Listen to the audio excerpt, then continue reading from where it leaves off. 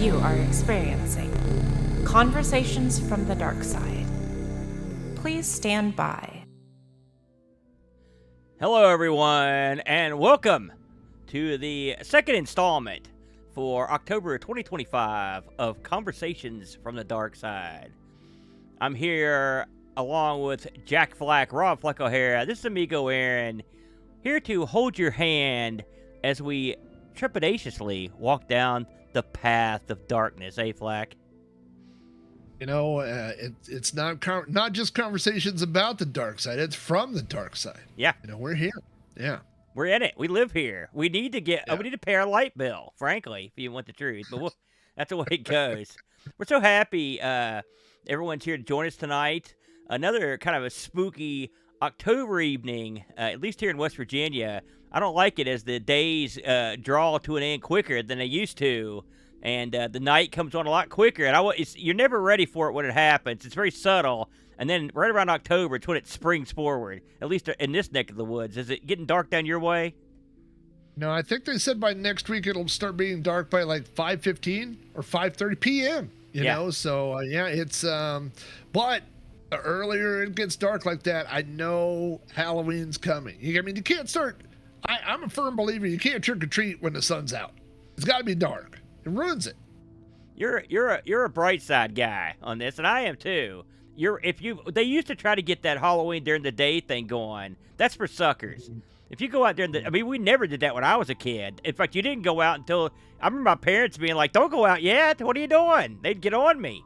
That's the way it should be. So that'd be a lot of fun. I'm anxious for trick or treat to come around, give out some candy. Hopefully, we get some kids out this year.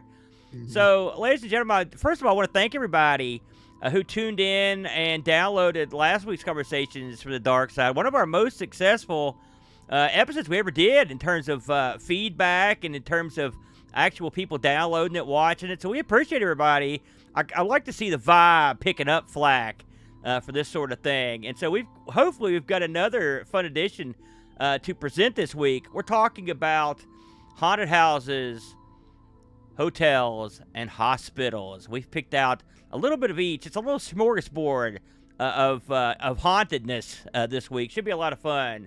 But as we're doing every week now, we're going to start off with a little news macabre. News macabre here, Flack. And I've got some juicy news items here, and we're going to delve into them and see what you think about this wacky stuff.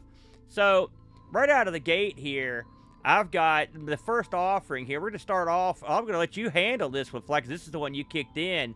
This is the United States listed from most haunted to least haunted. How does this work, Flack? Well, I'll tell you, it's as scientific as it could be. This is a group of researchers who they looked at not just they looked at all those official websites where people report hauntings and seeing ghosts and things like that, but also they scanned social media where people said they had a haunted encounter. They gathered all this information, and then they didn't just list it by the number of sightings. They divided it all out by population. So they figured out the number like per capita of hauntings and haunted sightings and paranormal experiences and all that. And so based on that, they sorted all the lists. And I believe if you look up there at the map, I think the number one is New York. New York is the most haunted state. I think Texas is in the top 5.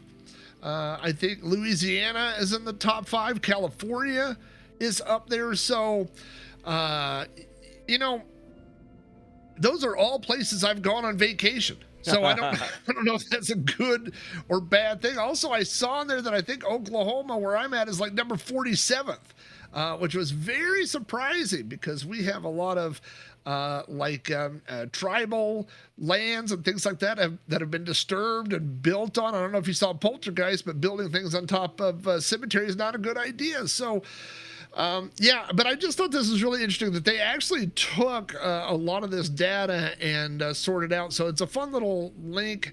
We can add that maybe to the show notes or something like that, but you can go see how your state ranks on there. Can you see where West Virginia is on that list? I would think it'd be pretty high. Listen, I'm not going to lie to you. I'm discounting this list immediately.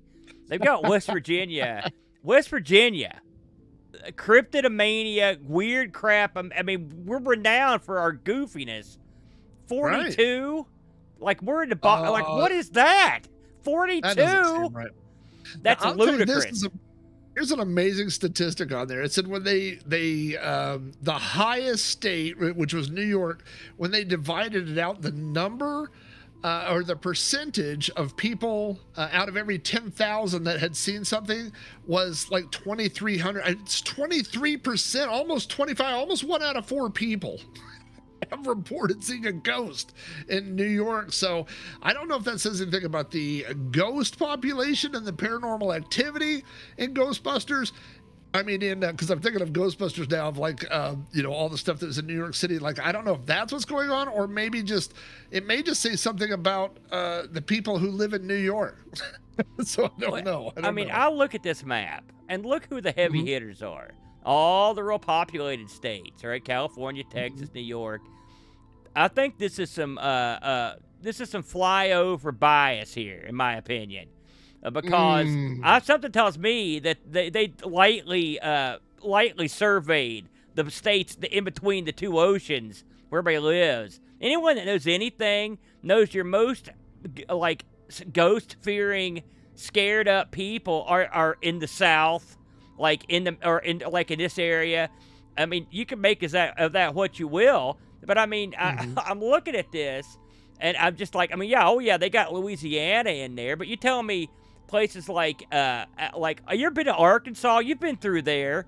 You tell me those people aren't scared? That's a scary land. Ain't nothing there, man. Yeah, they're scared of the living there more than the dead. But I will say that I believe dead last, or one of the bottom 2 was Georgia, and I thought that can't be right, because I think there's a lot of stuff in Georgia. So now technically this isn't a list of the data that they got was from people who reported it. So it's also possible that, I mean, maybe people in Atlanta are so used to it that they just don't report it anymore. Maybe West Virginia is the same way. Yeah, you might be onto something there. And I will say, I don't know how they treat, like, for example, cryptids, which is our bread and butter here. I mean, we got plenty of. But listen, we've got the only court case in history where a ghost was on record testifying in the case.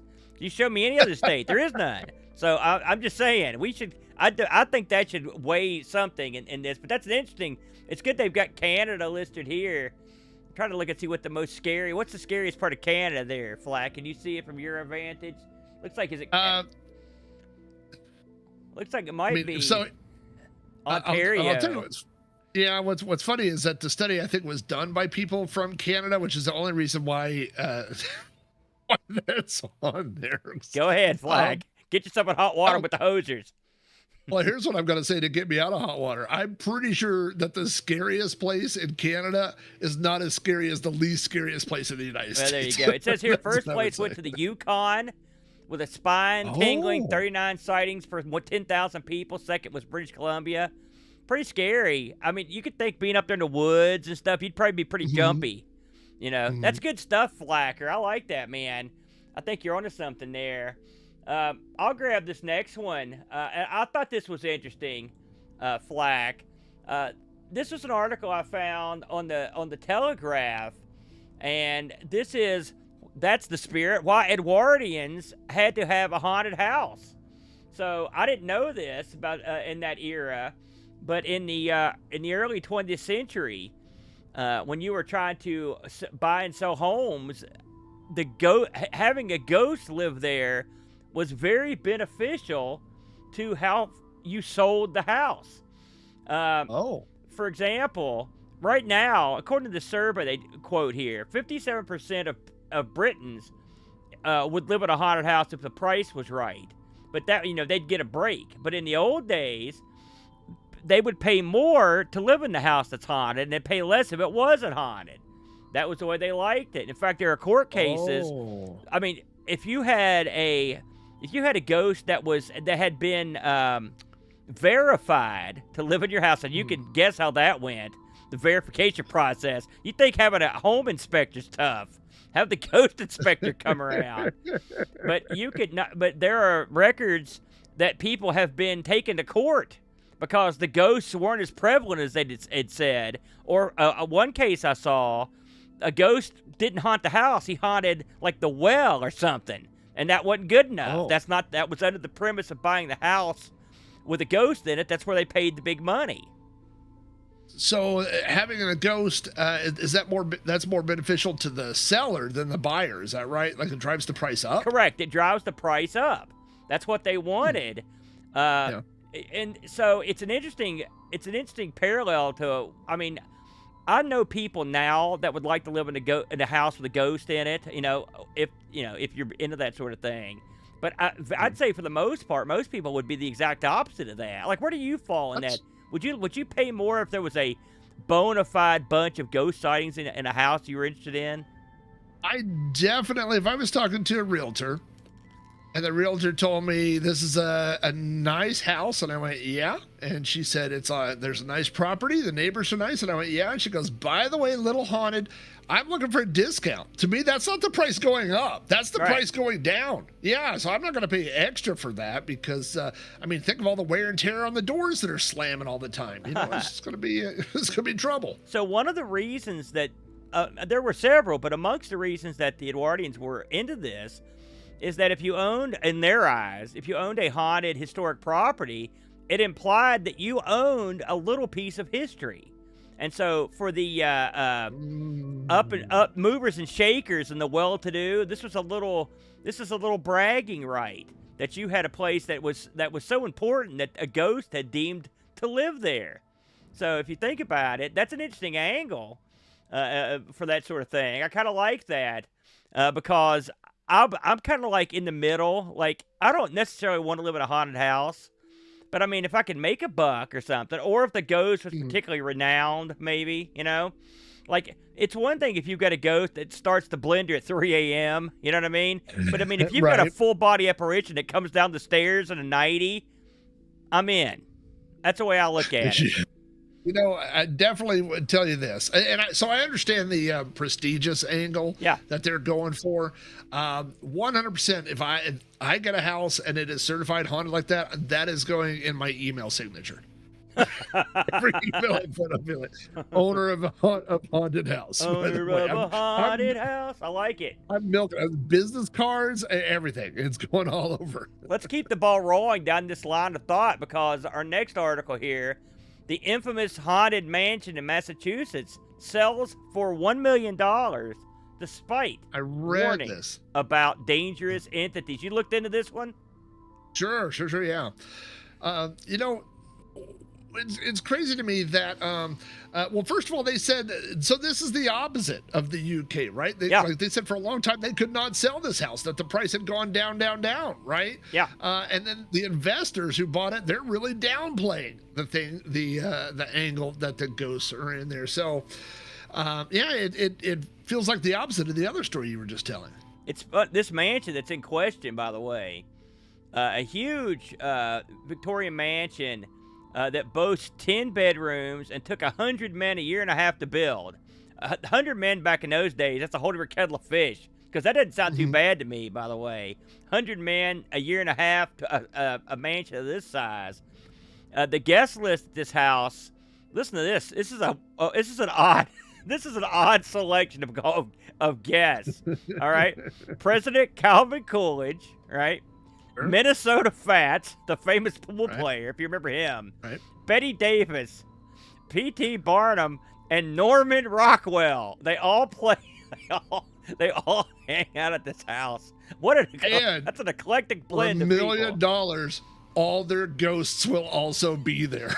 If every one of their ghosts came with the house, I'm in. I mean, I'd like to see what a conversation between Minnesota Fats and Norman Rockwell would be like. I think, or P.T. Barnum and Betty Davis. Like, what is that? What's happening in that conversation? It's a cool looking place, though, isn't it, Flacker?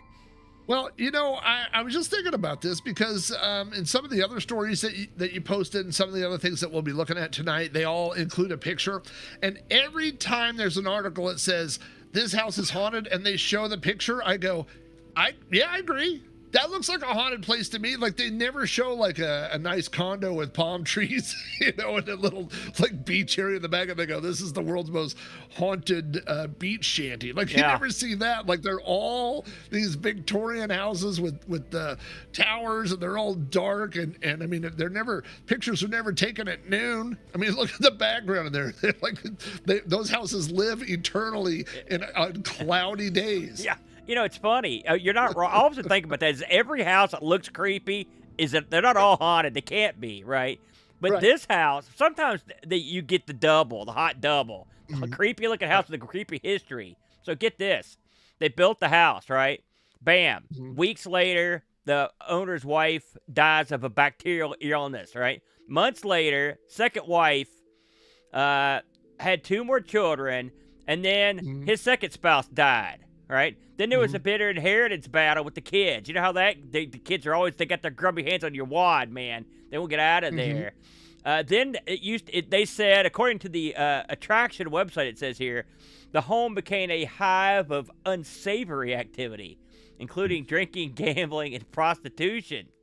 And a prostitute was strangled up in that thing in the infamous Red Room. Don't have a red bedroom in your house unless you want trouble. Am I wrong here? Well, that explains why Norman Rockwell was there. That's what he was. He took hookers up to the Red Room. You can direct all your lawsuits to Flack. I can get this. Davis. A Finnish immigrant named Eno Sari. So he's sleeping in the house. It's all good to go. Bam. Burned to death in the master's bedroom in 1963. So you can see how a place like this would be haunted. Because you've got a Red Room, dead hookers. You got people burning to death. The guy that burned to death, don't they think it was spontaneous combustion? I believe that's what it says, because they said nothing else in the room was burned. So I don't know that it's haunted, but this place seems super dangerous. I mean, you got to get, people died of infections. They burned to death. They get were this choked. One. Like, there's a story of a young boy drowning in the basement. What's going on down there? That's like Minnesota Fats left the faucet on, and now the basement's flooded. My God. Yeah, it just seems like a super, like I'm going to say this, although 100 people worked on it, it doesn't seem a lot of people worked on safety control. Like, I think that it might just be a super dangerous house. And, you know, I was just thinking about what you said earlier. You know, there's those correlation things that they say, like, all dogs have 4 legs, but not everything with 4 legs is a dog, right? So, like, all creepy looking houses aren't necessarily haunted, but all haunted houses look creepy. Yeah, you know what I mean? Like, they all fall into that. You know, just as a footnote to this story, because the whole story was it had just sold for $1 million. So they were asking 1.2 million, and they got $1 million. So, and we've just went over everything that happened in the house, all the kid in the basement, spontaneous combustion, dead hookers, whole 9 yards. And the people that bought this was a consortium of 4 people, and they have strong ties to the community. It says in quotes, and I think we know what's going to happen to this house. Popular tourist attraction. That's how they do it. Yeah. So they were asking 1.2 million, and then when they went in there, they found all those bodies were still there. They just left them over for 100 years. A kid in the basement. There's Betty Davis. They're all there. They made one slight problem when they built this place with 100 men. Sure, they had the ghost confirmed, but they forgot to bring in the building inspector, and this is what happened. Yeah. You know, they got God knows what they've got going on. There's a gas oven that's not working right in one bedroom, and then there's the plumbing screwed up in the basement. I don't know what's going on in there. A creepy looking home, though, for sure. Yeah, whatever they saved on the budget, they're going to spend on caution tape. Yeah, no kidding, eh? So, this next one we've got to talk about here. Now, this, I don't know if you had a chance to look at this one. This is from the Science Alert webpage. And I saw this pop up everywhere, so this was a popular choice. Haunted houses have a surprising effect on the immune system. Flack, did you look into this one? I did, yeah. So first of all, there's I went into this. I misread the headline. Yeah. Because it says haunted houses are good on the immune system, but what it means is haunted house attractions not actual haunted houses like the one you were just talking about was obviously very bad for your health, Like, right? So the real haunted houses are bad for your health, but this is talking about haunted attractions, and you can go through here and give some of the highlights. But essentially, what it's saying is jump scares are good for you. It's right, that adrenaline rush. So what they did was, just to get this, Flack. So in this study that was performed, they took 22 participants with low levels of inflammatory markers in their blood, and they stuck them in a haunted house attraction for 50 minutes. During that time, they were confronted, this is from the article, they were confronted by killer clowns, decomposing zombies, and chainsaw-wielding attackers with bloody butcher aprons and pig masks. 3 days later, researchers from Denmark found the inflammation levels in more than 80% of the group had dropped, and in nearly half of the participants, levels had normalized entirely. So what the gimmick is here, they think there's a correlation between getting the crap scared out of you and your inflammatory going down. Are you buying this, Black? So, I mean, the numbers can't lie. The numbers have to, I mean, if that works, it works. But so here's my business model that I've been thinking about. Okay. We all know Halloween, October, this is the month for haunted houses. Everybody, they're already all over my town. There's a haunted forest. There's a haunted maze. Those people set up. But those people don't have jobs the other 11 months out of the year. But now we're going to send them to hospitals. I mean, you got sick people there, right? They got bad immune systems. They got whatever. Think of this, an old lady. She's laying in ECU. She's not doing good. You know what that lady needs? Killer clown. She needs a clown to just show up behind her and be like, with a chainsaw. Right, you know, guy in a pig face mask. I mean, that's like if you're laying in a hospital. I did one time, long time ago. I was in a hospital for a couple days, and you have no sense of time, no sense, like people just come and go out of the room and just like, I mean, you want to get somebody healthy, get them out of that bed, you show up wearing a pig mask. You jump out and scare them. I'm just going to get them like that. So that's what I think. I think all these people that do haunted houses and stuff like that, they've got a second calling. The other 11 months out of the year, that's what they should be doing, just showing up, maybe even in like, they have these things for like, hey, it's a fundraiser, fund drive for sick children or something. Killer clowns, send them in, so I'm all for it. I was just thinking as I was reading that, because listen, I don't know what my inflammatory levels are supposed to be. Who knows? My inflammatory levels are way up when Brent's around, so maybe there's that. But I'm thinking to myself, if someone said, listen, because I've been to haunted houses, they're not my favorite thing. It makes me want to hurt people and punch them more than it does scare me. Right. But sometimes it scares me. And I thought to myself, if someone said, listen, Tubby, if you go into this haunted house for, I don't know, 10 hours, you drop 5 pounds. Like right out, bam. Yeah. Would I do it? And I think this is the kind of treatment that would be fleeting. Because once the pig mask chainsaw guy comes after you, and the Freddy Krueger and all this other crap, like once you've seen that, a killer clown, the smaller, less evil killer clown that comes next isn't as scary. The Jason Voorhees that isn't as scary. So you're saying diminishing returns on this type of therapy. So I think you could get away with this like maybe for a little while, but I don't see how you could get any long-lasting effects from this because humans adapt pretty quickly. Now I suppose if they sent you to war or something where or you're perpetually struggling. Right. But I mean, in terms of being scared, I mean, I like the idea though of sitting like you've got a kid that's got the mumps or chicken pox. If you could cure that with a good scare, that'd be good for a laugh. But I don't see it happening. I've gone to haunted house things, and I'm the world's worst at those things. Like, I mean, I know it's teenagers wearing masks. I know the chainsaw doesn't have a chain on it. I mean, I went to one, instead of a chainsaw, the guy had a leaf blower. I mean, like, I've been to some pretty bad. What was he going to do, inflate you to death? Just like, he was like, watch out, I'm going to blow leaves on your lawn. But I mean, I'm one of those people. I mean, I scream like a little girl at everyone. Like I get scared the whole time. I'm like, I mean, like it's a guy in a monkey costume, you know. And then, I mean, literally, I'm like, there's 0% chance there's a gorilla on the loose in the middle of Oklahoma. Like that is not happening, right? But I'm terrified at those things. And then when I come out, I have never said to myself, boy, do I feel healthier. That's not the feeling I have. So again, maybe the research, maybe they're on to something here, but I'm like you. I think you can only do it so many times to the same person. I suppose the flip side of it, though, is what's the opposite of going into the scariest place and being scared healthy? Like, because what I've done more often going to a scary place than being scared healthy is go somewhere that's not healthy and be less healthy, like a bar, for example. So maybe if you could somehow marry the two, and you could just get an even health coming out. Like, if you're hitting shots of whiskey, but occasionally a pig guy comes in with a chainsaw, because you're like, oh, and maybe you could work it into an even area there.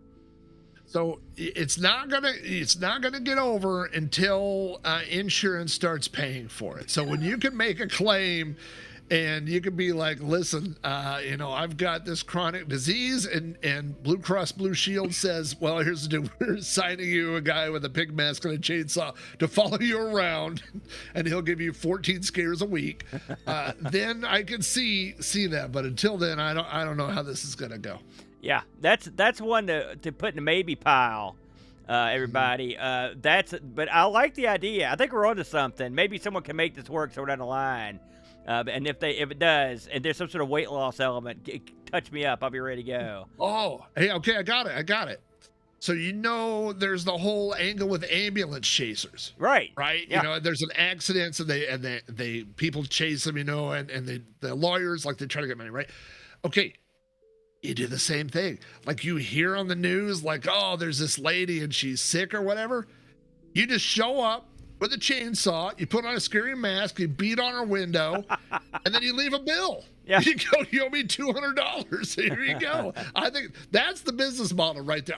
After the show, that's what I'm going to be doing. I like it. I think Flack's got a new money-making scheme cooked up. I like it, Flack.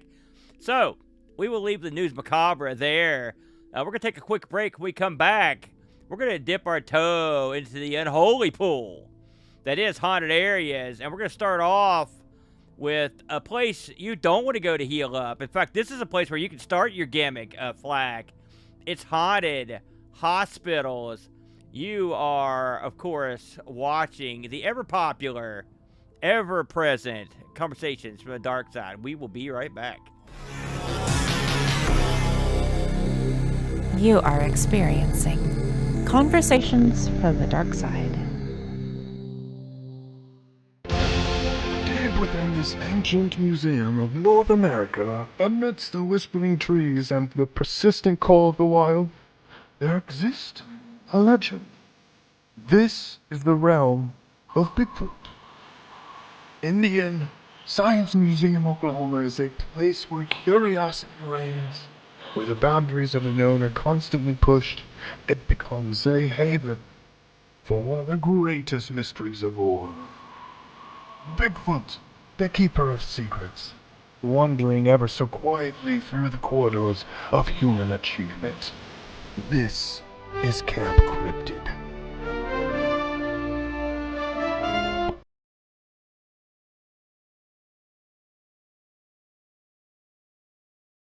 In a world where cryptids emerge from the shadows, meet Mothman and their enigmatic companion, the Flatwoods Monster. They are on a quest for sustenance and secrets. At Little General Stores, Mothman holds the power. The LG Rewards app. The cryptids have found the treasured feast. Little General Stores for snacks that are otherworldly. Find out more at lgstores.com.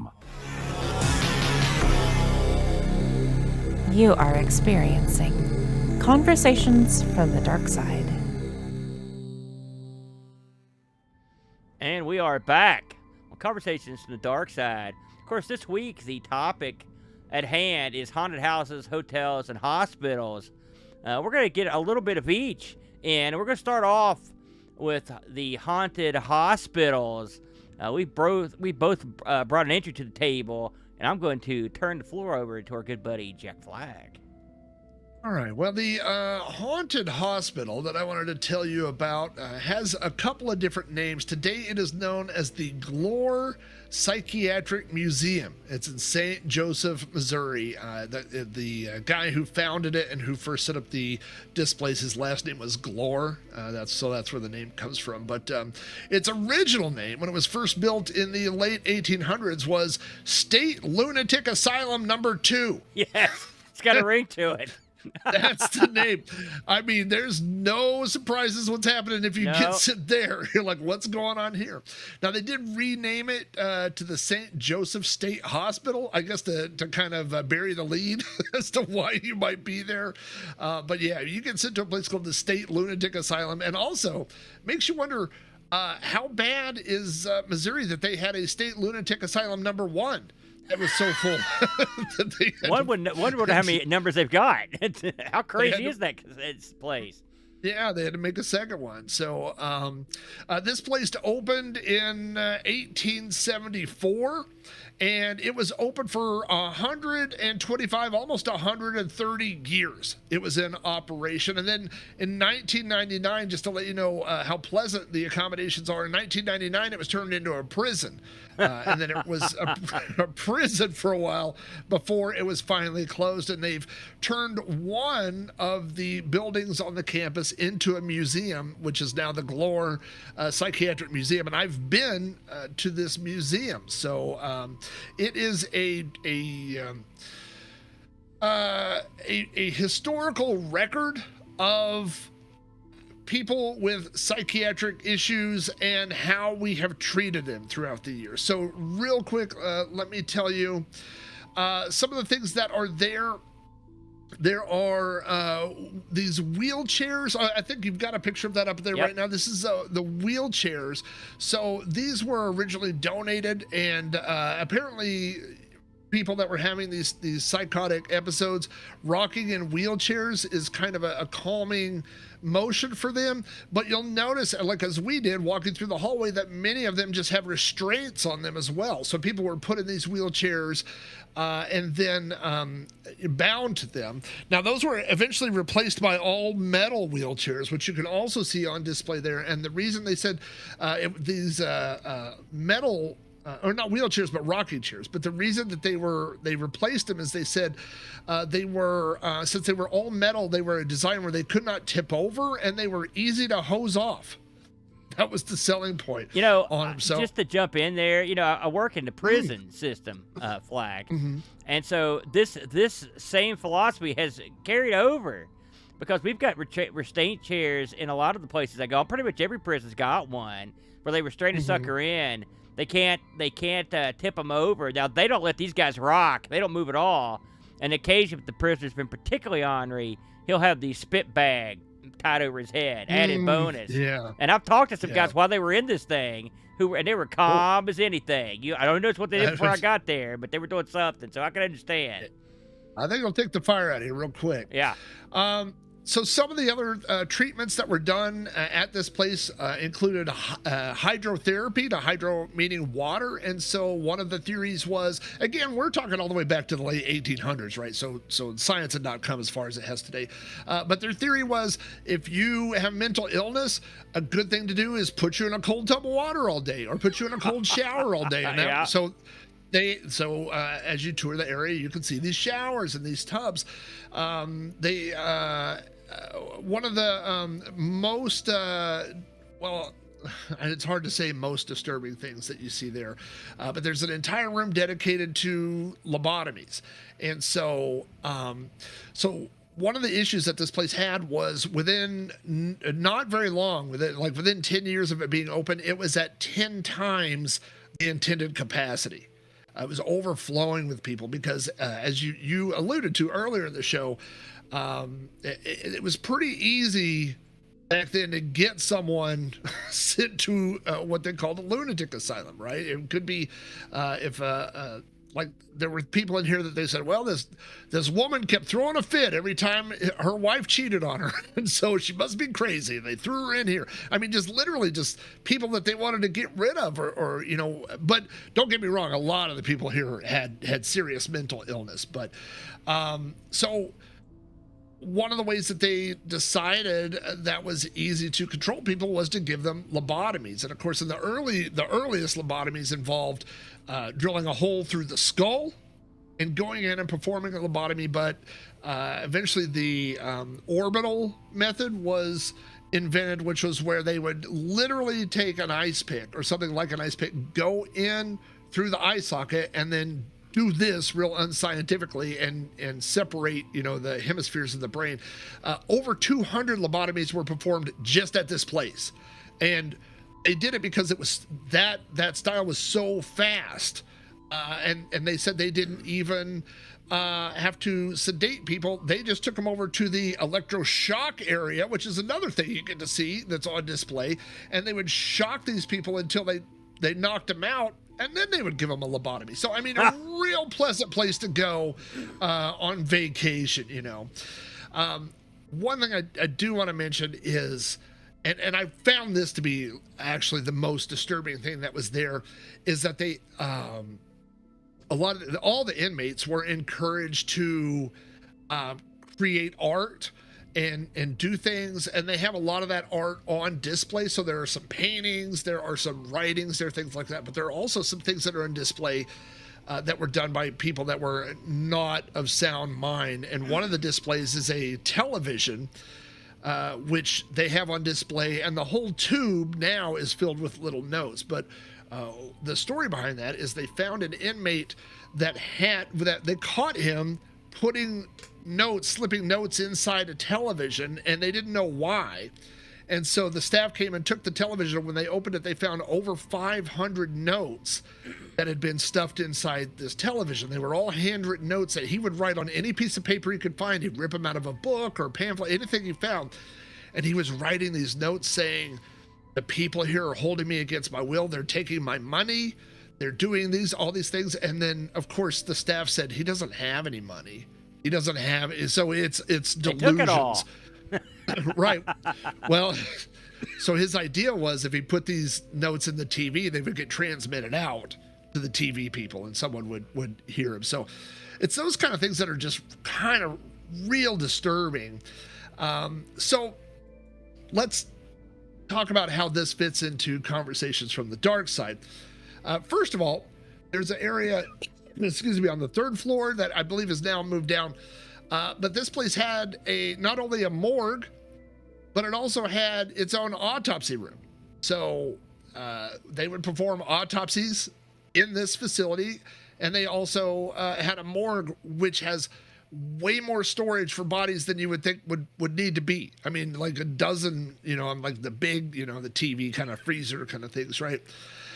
And that leads down to the tunnels. And so when you go to the tunnels, it turns out a lot of these buildings are connected, and the people that were kind of disturbed, that wanted to do artwork, they would turn them loose down in the tunnels and let them paint or draw or do whatever they wanted on the walls of the tunnels. All that artwork is still there. And so you're looking at art that's created by fairly disturbed individuals. So, unsurprisingly, this place is haunted. And they point back to 130 plus years of very tragic treatment of patients, very inhumane, and some of it was because people didn't know better, and some of it was because they could abuse people and they wouldn't get caught, right? So you could be mean to people, and if their only recourse is writing a note and putting it in a television for the TV people to find out, then you could probably do that. So unsurprisingly, there have been a ton of records of paranormal activity in this place. doors opening and closing, cold areas, weird drafts in different places, and a lot of it seems to happen not just surrounded. There's a lot of it that's surrounded by the morgue and the autopsy room and those areas, but also in those tunnels where a lot of people, a lot of these people spent a lot of their time down in the dark. Now, like a lot of the places I suspect we're going to be talking about today, this place has capitalized a little bit on this, and they do have ghost hunts and paranormal, like overnight investigations and things like that. So you can go there and they will lock you into this place. I believe the lock-in starts like at 7 p.m. and goes until 7 a.m. But one thing they do tell you about the lock-ins is that at bedtime or in the evening, like 9 p.m., 10 p.m. or whatever, it's lights out. And so the only light you will have accessible to you is whatever light you bring. So if that's your phone, that's a flashlight, whatever. And that's when they go and start investigating the morgue. That's when they go down in the tunnels.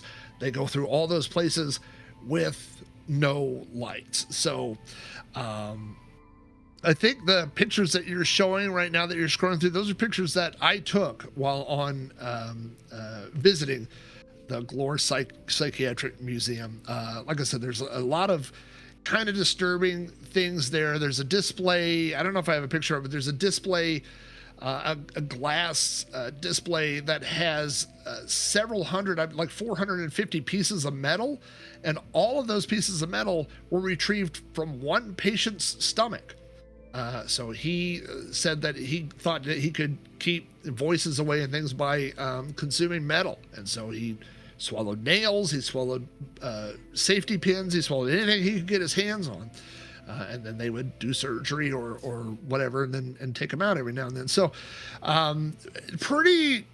this is one of those places that definitely was tragic when people were there and they were alive, right? And so you have to think about when you start talking about places that you think that people say may be haunted. By the way, if you look up like every major ghost hunting television show, every major paranormal investigation show, they've all been to this place. Every one of them has an episode about this place. So it's definitely a well-known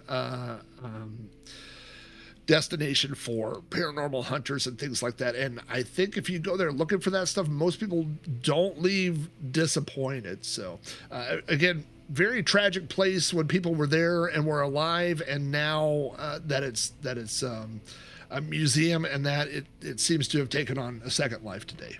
It's funny how I'm going to be talking about a sort of a similar place, but there are some of these things. There are little overlaps. You're talking about the death tunnel in that place. If you've ever heard of a place called Waverly Sanatorium, it's in Louisville. It's a very, very famous. It's a very, very famous place. Just sort of like, like you said, these places all tend to have the same sorts of things. Once they get famous, you get the ghost hunters in, you do all that stuff.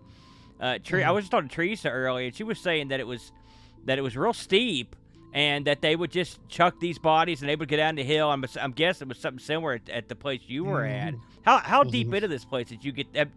You've been in here. You took the pictures. Did you go well in? Did you go all the way through it? Did you spend the night? What was your exposure? No. So the thing is that we had found out about it on a road trip. We were on a road trip, and it's St. Joseph is located between where I'm at and, where did we go?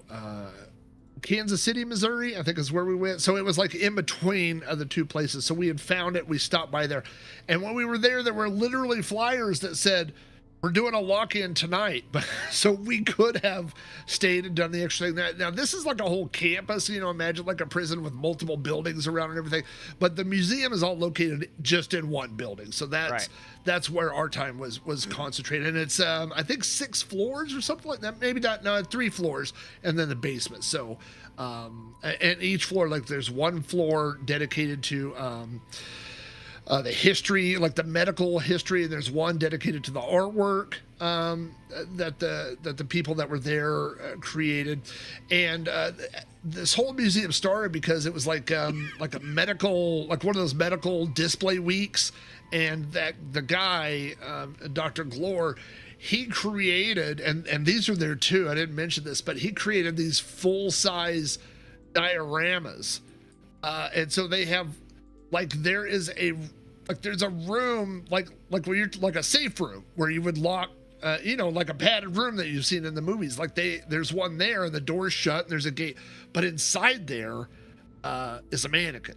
So when you look inside there, it looks like there's someone sitting inside that room, right? And they have things from like the water treatments and things like that. But they have all those things set up with mannequins. They have a mannequin set up in the room where they had the shock therapy stuff, and that's of course one of the things that people have reported. That seeing the mannequins seem to move or breathe or things like that. So this is almost one of those places. I hate to say it, but like in real life, is almost scarier to me than the haunted story. Yeah.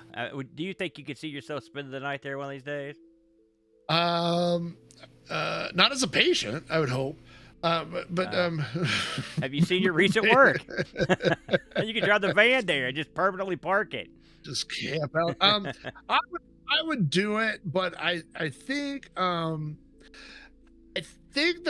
the tone of a place like this would be different for me because when you talk about a haunted house, let's say like I've stayed at we're going to talk about some places that are either like, bed and breakfast or a haunted house or things like that you tour. And even though there was some sort of tragic events or something like that, it doesn't seem to have the grave implications that this place did. So I would do it, but it almost feels a little, the hospital one feels like it's exploiting him just a little bit to me. Well, I can understand that. It's funny. Your place dovetails nicely into mine. We were clearly walking down the same path on this. I wanted to pick some place I'd been as well. Both in straitjacket. Yeah, no kidding. We were skipping down the path like two insane people. So, I'm looking at the Trans-Allegheny Lunatic Asylum. Before we get into it, though, and this fits perfectly with what Flack was just talking about. The last time I was up to Trans-Allegheny, they were selling these shirts, okay? And the shirt is reasons for admission into the asylum. Okay, these were reasons. I'm going to read off these reasons, and there are many. So these are real. These are real. These are from 1864 to 1889. These are the reasons you could be stuck in the detention now, or into the Trans-Allegheny. Intemperance and business trouble, kicked in the head by a horse, hereditary predisposition, ill treatment by husband, imaginary female trouble. That's a weird one. Hysteria, immortal life, imprisonment, jealousy and religion, laziness, marriage of a son. I'm going to skip a couple of these because they're too dirty. Marriage of a son? What does that mean? Medicine to present. If you used medicine to prevent contraception, menstrual derangement, mental excitement, novel reading, nymphomania, opium habit, overaction of the mind, overstudy of religion, overtaking or overtaxing mental powers. I'm reading these verbatim, by the way. Okay, I just want to make sure you know that. Parents that were cousins is written on here. I swear to God. Periodic fits, tobacco, and masturbation. I don't know how those two run together, but apparently they do.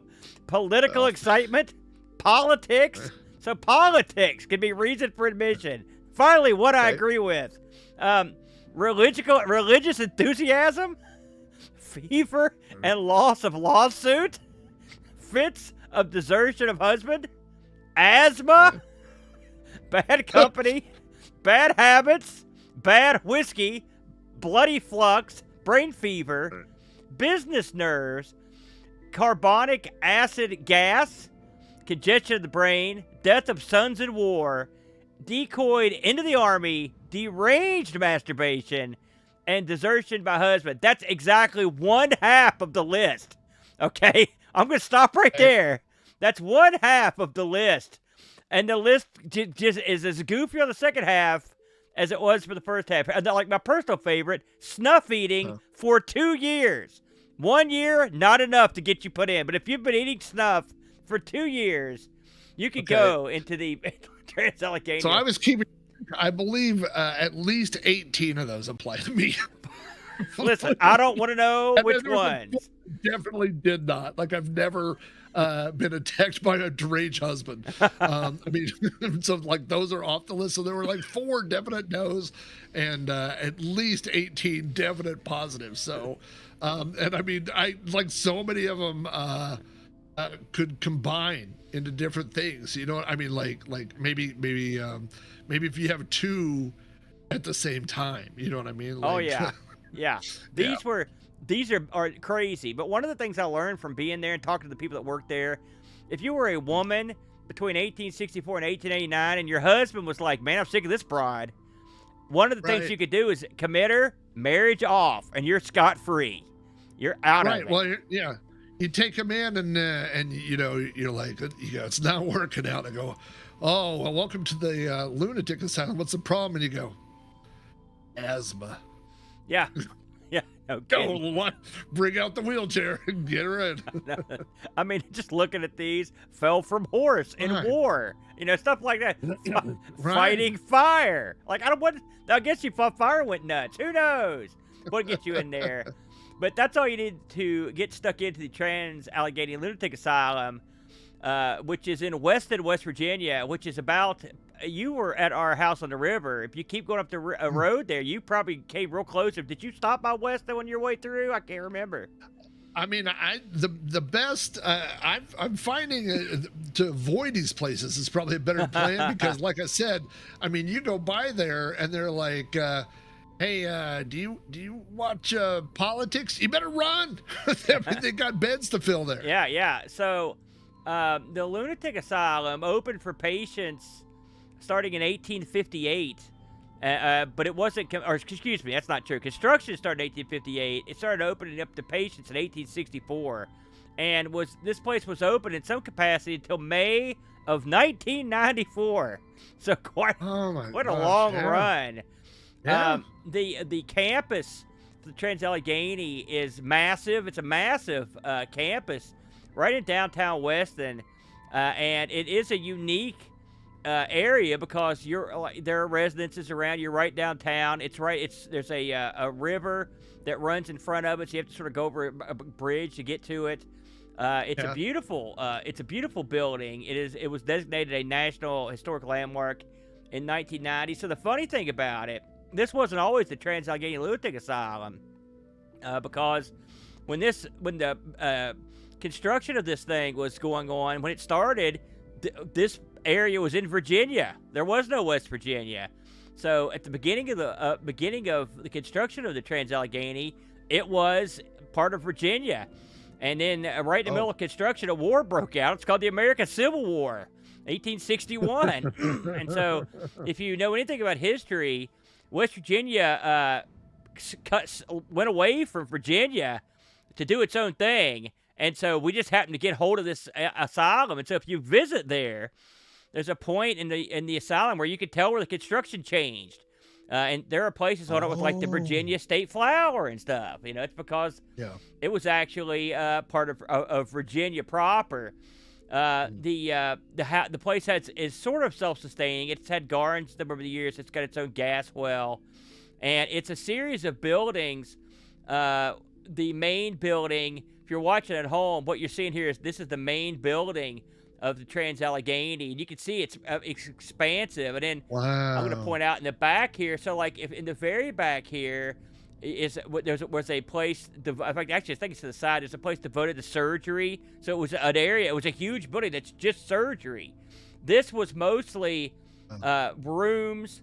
There were medical areas here, but it was mostly just rooms. And it's also, you can see there. It's like, I think it's like with the basement. I think it's like 4 or 5 stories in some areas. It's pretty huge. It's a pretty large facility. And thankfully I've been here, so I can talk about a little bit of this stuff just from my own memory. It's 26.5 acres over the sprawling area.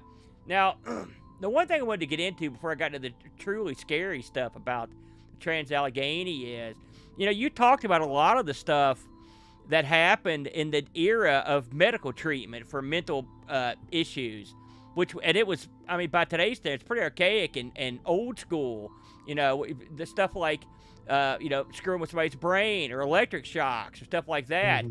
But one of the things they tried to do at this hospital was actually treat the patients, like, for real. They actually tried to, I mean, they did all the stuff that we just talked about, but they actually tried to do something with the patients.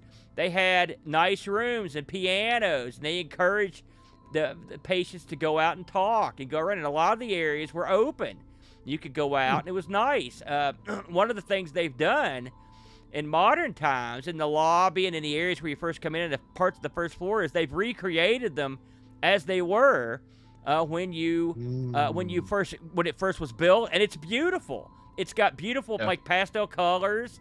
It's nice. It's fresh. You know, there's wood everywhere. The staircase, everything in it's real ornate. You know, so it's a nice place to be. It's not a death hole, as a lot of these places. So I mean, they weren't all death holes, I guess. But of course, this wouldn't be a show about a scary nut house if it wasn't for the fact that they did some crap wrong, because they did. There was a lot of stuff that went wrong, and tons of people had met gruesome ends here. I'm quoting from history, Teresa's Haunted History of the Tri-State. It's definitely a webpage you should check out, because trust me, I was there. We researched the heck out of this place. But just to name a few things that happened there, so there's one of the big legends of this place is the legend of Lily, who was a little girl that she'll make herself known to the members of the hospital by running around acting crazy.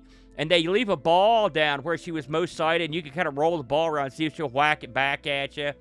There were all sorts of suicides in this place. You can imagine people hung themselves with their sheets. People had all sorts of so there was something that had, you know, there was more than enough of those. But there were also people that were just straight up killed in the hospital. In 1877, a fellow was beaten to death with a bed slat. You know, not good. Well, I mean, that's what happens. Good night. You know, yeah. That's horrible. That's horrible. Sorry. That's horrible. So sometimes the inmates would beat each other. You know, they would, because they were crazy. One man beat a woman to death in 1881 because he thought, you know, she was a demon or something. So he killed her just because he could. In 1904, the guy that ran who was the superintendent of the hospital, his son killed himself in the hospital. Another suicide in 1898. A guy wrapped a towel around his neck and hung himself from a towel rack in the toilet in Ward 8.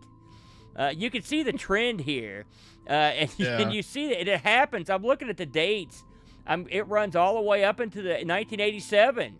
2 inmates were accused of killing a deaf mute in a brutal way after hanging him several times with a bedsheet from a pipe in their room. They positioned his legs, the legs of a metal bed frame over his head, and they jumped on the bed. And I was in this room, by the way. And so basically, they mushed his head with a bed. You know, that's a Dr. Seuss rhyme you don't ever want to hear when that happens. You know, this place has a lot of history in it. Some good, some bad. I can tell you from my firsthand experience, having been in the place, once you leave the beautiful redone areas of the hospital, it's as dreary, depressing, and scary as any other crazy mental hospital you've ever seen. We spent the night there on one of the overnight stays, and it was I was pretty cool with it. There was a lot of stairs. I could, you know, so thank God I was being scared a lot, so my health was better that night. But I went up and down these stairs, and you would have, I think we went in a group of like 20 people, and we would go by floor. We would each like, there'd be like 10, 50 people a floor. You would never see another person. It was so vast. Wow. There are halls in this place so long that it seems like forever. And at the very end of the hall, there'll be like a window, and you'll see one beam of light. And what that does is it shines it down the hall, and you can see things moving in and out of that light. So what are they? Is it dust? Is it bugs? Is it, I don't know. I don't know what it was, but I mean, you see it. I see it. I saw it myself. I felt okay until we went into the ward. There's a juvenile ward for mentally deranged, violent mental deranged, adolescents, like teenagers. We went in there about 2 or 3 in the morning, and that was one of those places I've been where there was an incredible heaviness to it, and it was unsettling to the point where we left. We left the hospital, went home. Really? We couldn't handle it. It was upsetting. It's one of the few places I've ever been where I felt really unsettled. You know what I mean? Have you ever had that happen in any place you've been where something just didn't feel correct? Well, that Glore Psychiatric Museum, what hit me was when you finally get to a point, like there were points at that in the museum, like where those wheelchairs were or rocking chairs. There's pictures of people sitting in those chairs in that hallway, and now I'm standing in the same hallway, and those are the same chairs, and so you were there where those people were, and that's where it really hit. That's where you get that feeling where you're not in you're not on a movie set, you're not on, or you're not seeing something that took place somewhere else. Like you're standing on the same ground where those people were, and that kind of got to me a little bit. I agree. There's something to be occupying the space of someone and how it went down. Especially it makes it bad. I don't know what it's about these mental hospitals, but several of these rooms also had mannequins in them. I guess it's to demonstrate. I don't know what exactly, but there's a lot of the rooms. I mean, the whole hospital is open to you when you visit. They do have tours, of course. There's their guided tours, and they're great tours.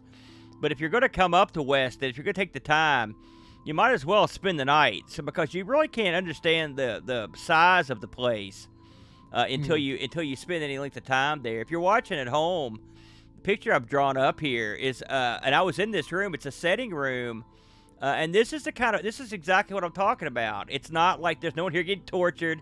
They're not strapped to anything. It's just some ladies sitting around with a bunch of plants and curtains, and it's nice. They've got pianos and stuff. So I like to think to myself, as haunted as this place purportedly is, that not everyone that went through here had a bad go of it. In fact, we've talked to nurses that worked there who have mentioned that they liked working there. It was a good place to work. And maybe their mothers and fathers worked there. So it wasn't always like a colossal death hole.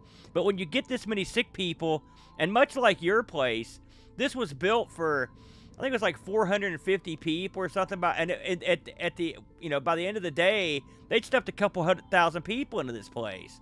At peak capacity. So it was originally designed to house 250 patients in solitude.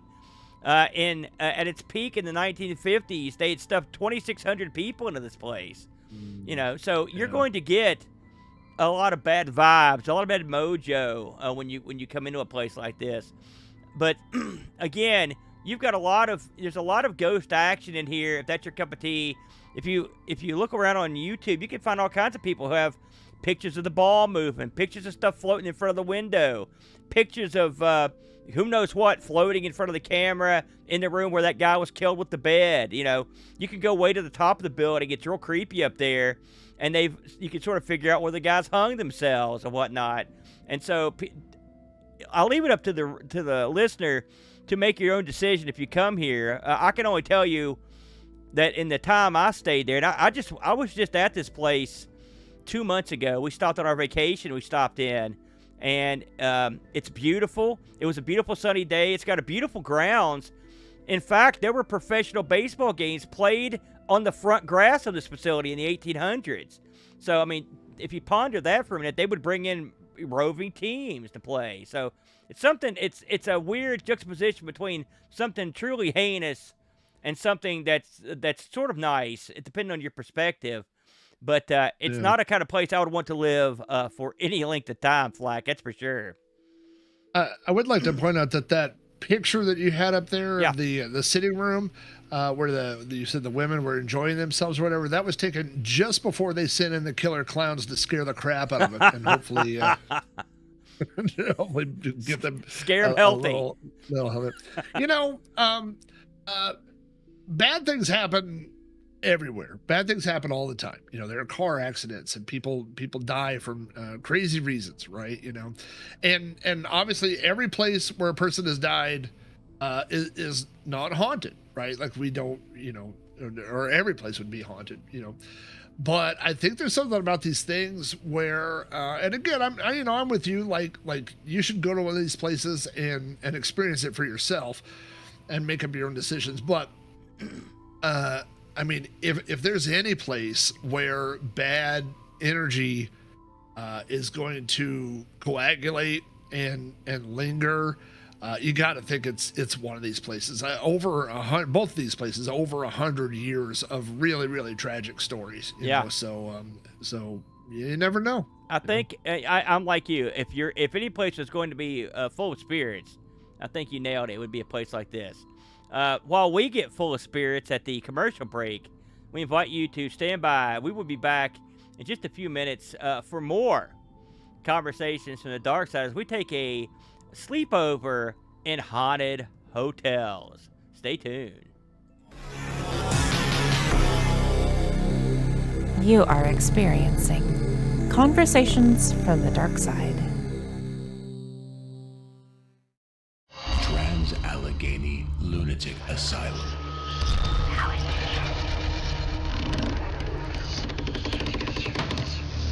One of the scariest locations in the world.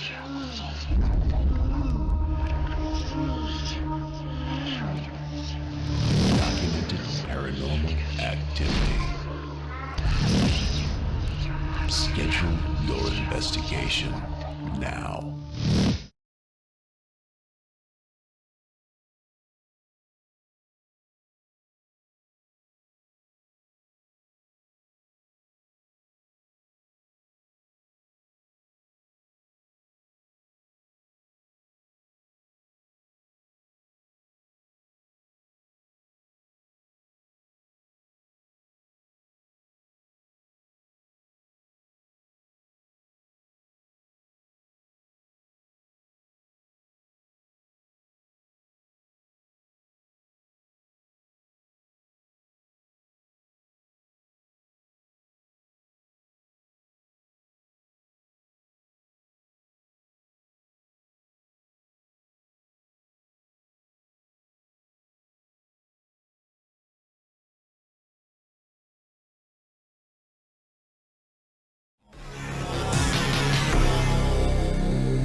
You are experiencing Conversations from the Darkside. And we are back for more Conversations to the Dark Side, haunted hotels, houses, and hospitals. We just went over a couple creepy haunted hospitals. So now that we've visited our hospitals, we've got rested up, it's time for an overnight stay in the local hotel. What's on offer, Flack? Well, so I was kind of looking at some different hotels, you know, and I was trying to think of if there was anything that I had seen or maybe been to around the Oklahoma area. And my wife reminded me that we have actually stayed in a bed and breakfast that is it's a hotel that you could stay in overnight. And it's haunted. It's reportedly haunted. So you anyway. stayed in this hotel overnight, is what you're telling me. I've been to this place, yes, sir. And this place is the Stone Lion Inn in Guthrie, Oklahoma. Now, Guthrie, Oklahoma is 45 minutes north of me, and I don't know that everybody's heard of Guthrie per se. I've heard of it, but I don't know why. Did something happen there that I would remember? The name comes to my mind. One thing happened that it was the original capital of Oklahoma. So before Oklahoma was a state, when it was just a territory, they decided that Guthrie would be the capital of that territory. And so that happened in the 1890s, I think, 1890. And Oklahoma became a state in 1907. And when it became a state, they said, well, we already have a capital, so we'll just let Guthrie be the capital. So Guthrie was the capital for about 3 years till 1910, and then everybody got together, they did a vote, and they said, we got this other place called Oklahoma City. Maybe that should be the capital of Oklahoma. And so they moved the capital out of Guthrie and rebranded Oklahoma City as the capital. But yeah, Guthrie was the original capital of Oklahoma, and it is full of buildings from that era. From the now, when we say things are old in Oklahoma, that's different than saying things are old like on the East Coast, right? Like when they say things are old, they're talking about 1600s or 1700s, right? And in 1700s, Oklahoma was all Native American land. I mean, it was unsettled, and so old buildings here, we're talking mid to late 1800s, but Guthrie has lots of those. They have lots of old brick buildings from the 1800s or whatever. So it's actually a fun town to go visit. Like the post office and things like that are in those old buildings, and they even on Main Street they have like an old medicine shop from the early 1900s that's set up with all the medicine that they had there. Like, of course, there's the bottle of different kinds of things. There's even a bottle of opium, which is going to play back into this story here. So, oh boy. Yeah, so the Stone Lion Inn was originally a large Victorian house. Again, it's since been converted into a bed and breakfast, but originally it was just one of those big, giant, creepy houses that we're talking about. All these places are big, giant, creepy houses, right? Supposedly it is haunted by a little girl named Irene Houghton. Now, the Houghtons are the original owners of the house, and their daughter died of whooping cough. So whooping cough literally is a disease where you cough to death. It's pretty bad. Yeah. On the list of things you might want to have, this is not on it. You don't want whooping cough. And so in an attempt to stop this child's cough, they gave her cough syrup. I guess that was opium based. Yeah, because a lot of them were back then. Yeah, well, they gave her a lot of it, and so there's contradicting reports of whether or not she died from whooping cough. She may have died from an opium overdose. So, but either way, poor Irene passed away at the age of 7 in 1907, same year that Oklahoma became a state. So the house, it's a big giant house, and it just had the parents living in there, and so it was kind of a morbid kind of place. Like it was quiet and sad and things like that, right? But eventually it was purchased, and it was turned into a hotel, an inn, and then now, like I said, it's this bed and breakfast. So here's the thing about it. People have reported lots of sightings and hearing things, and they all have to do with a young girl, like a young child, right? And so people have heard what sounds like a child's footsteps running up and down the hallways at night, but they look out and there's nothing there. So a lot of the classic things that you've heard, footsteps and doors opening and closing and things like that. But one of the creepiest things is there was a lady who stayed there and reported that she kept feeling a small child's cold hands on her, like cold hands touching her, but she didn't know about the ghost at all. She didn't know about the hauntings or anything like that. So it's strange that's like specifically that's what she reported, was feeling a cold child's hands on her. So you can, I believe this place is still open. I think we stayed there probably 10, 15 years ago, something like that. One of the things that they have done since we went there, I don't think they were doing it when we went there, but now what they are best known for is you can book a weekend there, and they have murder mystery weekends. Yeah. So they have all the people that go there, and they dress up in costume, and they do the whole murder mystery. But you stay there like Friday and Saturday night, like it's an entire weekend of this mystery that unfolds and stuff. I've never done one of those things, but it sounds like that part of it sounds like fun until I'm trying to solve the mystery and I feel cold, ghostly child's hands on my back. Then it's not fun. Then I'm out of the old Stone Lion Inn. So, yeah, this is one of those places where it's not a lot of ghosts. It's not a lot of history. It's not a thing. It's just, maybe one ghost that's there. But enough people have seen and heard and felt things there that it definitely has earned its reputation as being a haunted hotel. Now, you stayed there, and you had no experiences, no weird feelings, nothing spooky. I didn't feel a child's hands. I did feel large, cold feet on my back, but those were my wife's. So, it looks gorgeous. If I'm honest, the staircase, just that wooden staircase, just beautiful. What's it? Is it nice? Is it really super swank in there?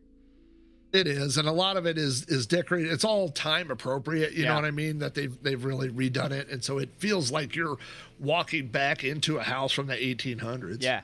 Did was it super pricey? Looks like a place that cost a few bucks. It was more than the average Airbnb. I think it was less when we did it at the time because they weren't doing the murder mystery thing like that. I think now from that it's got a little bit more popular, and so the price has gone up like that. But I don't think it's astronomical. I think if you wanted to do it, you could do it. I wonder if they get more people in there for the historical elements of the house or because of the ghost. There's a lot of that in Oklahoma because, like I said, a lot of those houses were in places where whenever they came through, like the land run and all that, those houses got knocked down, got demolished. So not a lot of areas like that have been preserved. So I'm sure there's definitely like historicals. I think it is on the historical society list, that place, and there's some other places like that, but. I'm sure you can go there and just if you're into the history and that sort of stuff. But like I said, Guthrie is a great town to go to. There's we've driven there in the morning. I mean, it's a probably 35 to 40 minutes, I would say, from my house. But there's a really great little diner there, and my wife and I have driven out there, and we've woken up early and driven out there just to go to that diner. So yeah, it's a cool little town. When you decided to go out there, it was for the ghost experience, or did you just go out there just because you'd heard about it? I think we'd heard something that they said that it was haunted, but they weren't like really capitalizing on it at that time. You know what I mean? Yeah. So and I think a lot of these places now,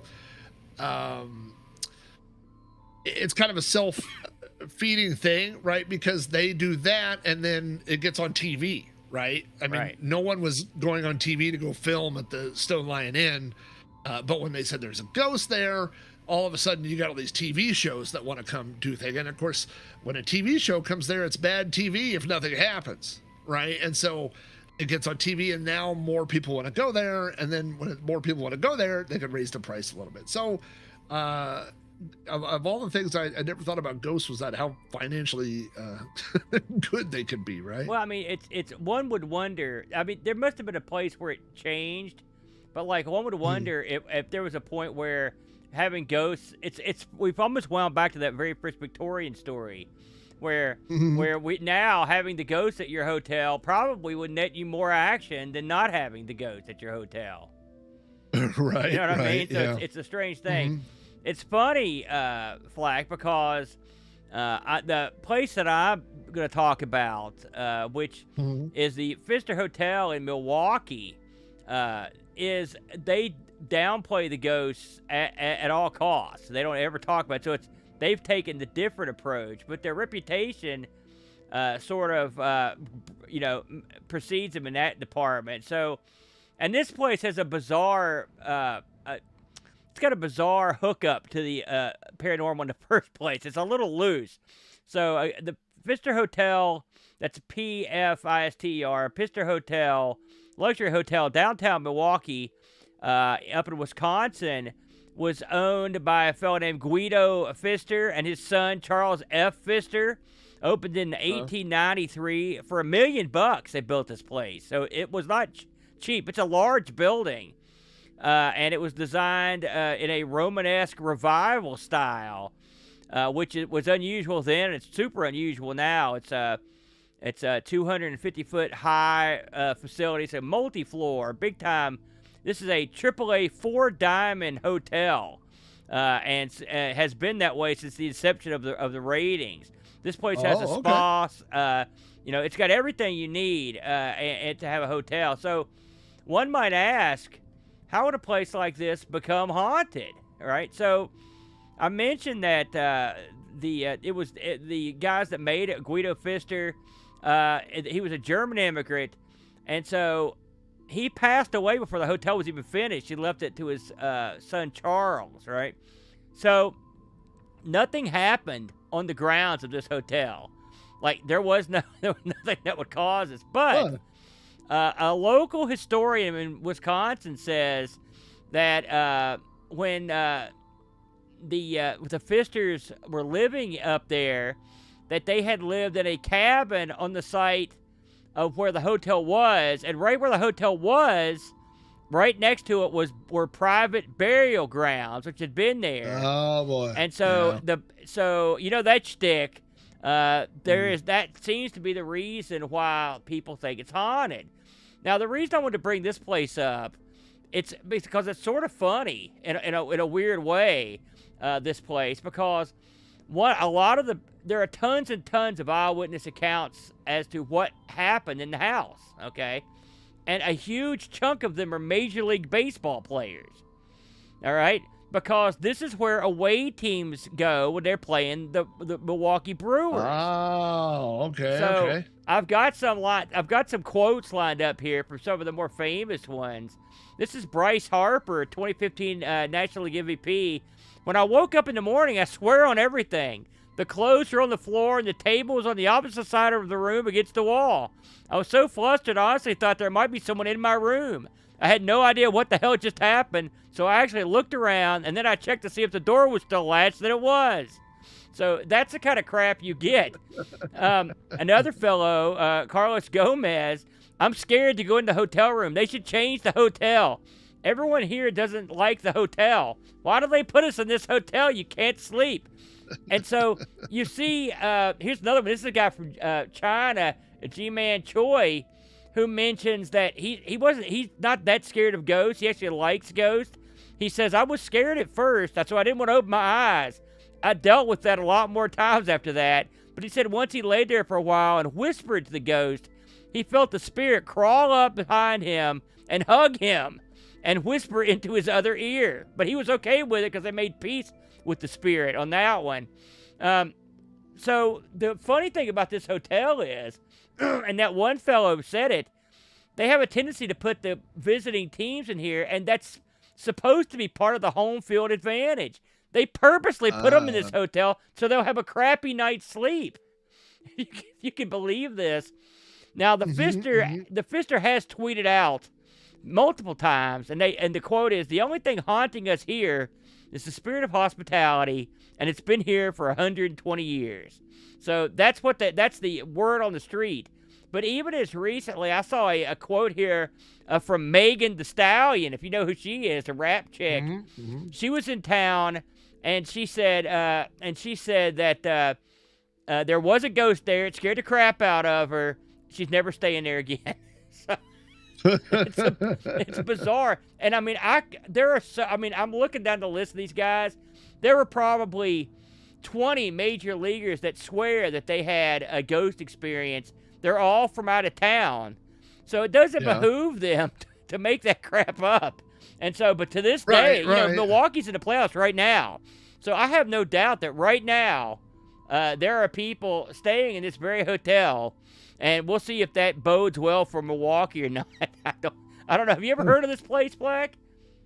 I haven't heard of that place. I know that last year we talked about some places, and I mentioned the Skirvin Plaza, which is a very similar story, and it's a hotel here in Oklahoma that is, reported to be haunted, and it's right next to where our basketball arena is, and so it's the same story. Basketball players there. Meta World Peace he did a whole thing where he left. He got up in the middle of the night. He went to some other hotel. He goes, I can't stay here. Things like that. I don't like. Here's the thing about haunted hotels. Okay. Yeah. If you go into a haunted house. You go to visit, you go, oh, okay, well, doors, whatever. I hear footsteps, all that stuff, right? Okay, but a hotel, like there is a thing where you are vulnerable, you are defenseless when you're sleeping, right? So if you're a paranormal investigator, you're going to those psychiatric hospitals we mentioned or something, you go down in the tunnels and you feel a cold, a spot or something, you go, oh, I feel something or whatever. But I don't want some dude named Guido Fister getting into my bed behind me and giving me hugs at night. I don't need that. I'm whispering Guido sweet nothings in my ear. That's not what I need, And the thing is, it's like I said, in your bed, like when you were a kid and you thought, oh, there's monsters in the closet. But in my bed, if I pull the covers up, I'm safe. If I shut the door most kids' bedrooms don't have locks, but if you're in a hotel, your door, no one can come in, no one can get me. The door's locked and all that. But ghosts can come in, apparently. You know what I mean? So that's the thing is, I can see it being a psychological advantage when you have people from out of town, especially with old Guido on your side. Maybe Guido is a baseball fan and he's doing it for the home team advantage. Well, clearly they weren't helping the home team for the decades and decades that the Brewers stunk. But maybe they're helping them now. It might have been people are staying somewhere else. Yeah. That's where they moved them here. The funny thing is, this didn't scare anybody off. I mentioned that Megan the Stallion stayed there, and that's the kind of caliber. If you're watching this video that's playing, it's a ludicrously lush and luxurious hotel, and they have a room called the Hall of Presidents. And that's because every U.S. president since William McKinley has been in that hotel at some point. So I guess that's the go-to place on your trip to Milwaukee. Yeah, but what about Eddie Davis and Norman Rockwell? Well, Minnesota Fats, you'd think he probably would be next state over. But you never know. But I thought that was an interesting one. And like I said, it's one of the few haunted hotels that you could actually look at and see, okay, yes, here are tangible results of the haunting. I was just reading that Brandon Phillips, who played for the Reds, had his radio turn on in the middle of the night. And they saw a full-body apparition, and he blamed that for his horrible performance the next day. So there are tangible results of these hauntings, which I think is quite astounding if you think about it. It's something you don't get that kind of quick action on most of these hauntings, that's for sure. So that's a couple haunted hotels for it. Please check in, enjoy yourself. If you've been in any of these, or you are planning to go in one, drop us a note in the comments, drop us an email, and we'd love to hear about your tale. Or if you've stayed in any hotels or hospitals that have freaked you out, by all means, you are more than welcome to send us your experience at thedarkside@email.com or call our toll-free automated voice hotline, 304-397-0755, and we will talk about your story sometime down the road on the show. We are going to take our last break. This is sort of like the semi-main, because once we get back to this break, we're heading into the main event, my buddy, and we're going to talk about haunted houses, straight up. No more foreplay. We're getting into it. This is Conversations from the Dark Side. You are experiencing Conversations from the Dark Side. This Halloween, be the most popular house on the block. while the other neighbors are passing out boring old chocolate bars, dull candies, and bland treats, why don't you give the kids what they really want? The exciting and smooth taste of Newport menthol cigarettes, the most refreshing smoke of all. Newport menthol cigarettes, alive with pleasure.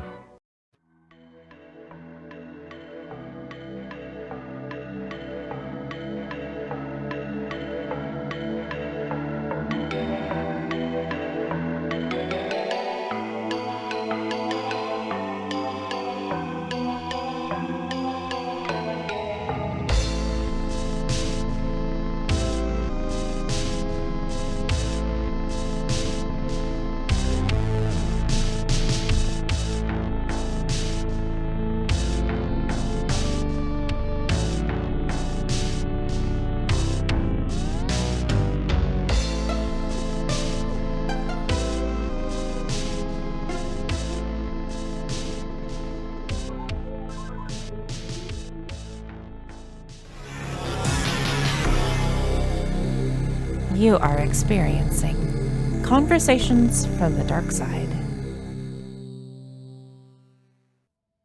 And we are back with this last segment, Conversations from the Darkside. Thanks, everybody, for joining us this evening. I hope you've enjoyed everything so far. I think we're going to end on a high note here. We've got a couple bangers here to take us to the house, because when you talk about stuff that's haunted, sure, you can tack hotels, you can tack hospitals on the list, but the main event's always going to be the hizzy, the house. That's where you get the good stuff, is with the haunted houses. Now, sometimes they turn these houses into other things, but that's generally the good stuff. Now, you mentioned a story years ago, and I want to bring it up now because I think you lived in a haunted house, or at least a house that was jacked up. I didn't mention this beforehand, but I got to put you on the spot. Can you briefly tell the people that your hidden section of your home story? This always creeped me out, and I think a lot of people miss this story. Yeah. Well, it was our last house, our previous house, and it was a really nice house. And there's an upstairs and a downstairs. And one of the things that I always thought was cool that I never had in a house was a set of like a built-in bookshelf, but shelves that were built into the wall, so they're sunken in a little bit, And so we had lived in this house. I mean, at this point, we had lived in that house for 5 years. Like, we'd been there for a long time. And I came home one day, and my wife met me at the door, and she said, "Come here." And I said, "Okay." Never good when that happens. Right. And she led me right to the bedroom, and I thought, oh, boy. Hope Guido Fister's not in here ready to whisper things to me. She'll live up to his name. Yeah. And so anyway, I went in there, and she said, "I want you to push on those shelves." And I was like, I don't even know what I was thinking. Maybe the shelf, like one of the shelves, the built-in shelf had come loose or something like that. And I said, "What do you mean?" She said, "I want you to push on it." And when I pushed on the shelves, they literally went in. I mean, I'm telling you, it went in like a hidden door from any haunted house movie that you've ever seen. And it led to a really small room, and then off to that, I mean, really small area. Like, think of a large walk-in closet, but that as an area that size. And then there was a second little room off to the side of that. And so as we kind of backtracked back and looked at the house, it was the area that was underneath the stairs. So it was wasted space in the house, and the stairs were to go upstairs were where you went up half the flight, and then there was an area where you turned around, and then the other half went all the way up. And so it was all that area, that big square area underneath there. And it was not, when they showed us the house, the realtor never mentioned it. And the like when we looked at the floor plan and stuff, it was not in there. So we think probably the previous owner, who was the original owner, probably had it put in after the fact, right? Like, they just noticed that it was wasted space, and they put this in there. I'm telling you, it is a very, very, very odd experience to find a secret room in the house you've been living in for 5 years. Yes. It's very I gotta odd ask you, experience. when you pushed on the bookcase. Now, had your wife been in there or just opened it? I think she'd already been in there, and I'll tell you PG-13 joke, a PG joke. But when she opened it, you know, like I said, it's a large walk-in closet, and she said, I said something like, "Wow, this big space in here," and she goes, "Are you thinking what I'm thinking?" And I go, "Okay, 1, 2, 3," and then we both said what we were thinking at the same time, and I said sex dungeon, and she said place to store the Christmas tree. So we were very far off in what we wanted to use our newly found secret room in. And I don't want to spoil anything, but I will tell you this. That's where the Christmas tree lives. Sorry, Flack. I did not get my phone. But what I always wanted to do, growing up as a child in the 70s and 80s, and I also got overruled on this, but I wanted to, on the other side of this thing, put a 100% Scooby-Doo style painting and cut the eyeballs out of it. And so that way you could go into the hidden room and then just move the eyes and be able to look out like through a painting like that, you know, also vetoed. Yeah, so that might get you thrown into clink these days for doing that trick. We'd look out to the living room, you know. Yeah, I'm telling you, it is a strange experience to find what you thought was a set of bookshelves that opens into an area of your house you did not know existed. When you go into a new home now, do you check everything thoroughly?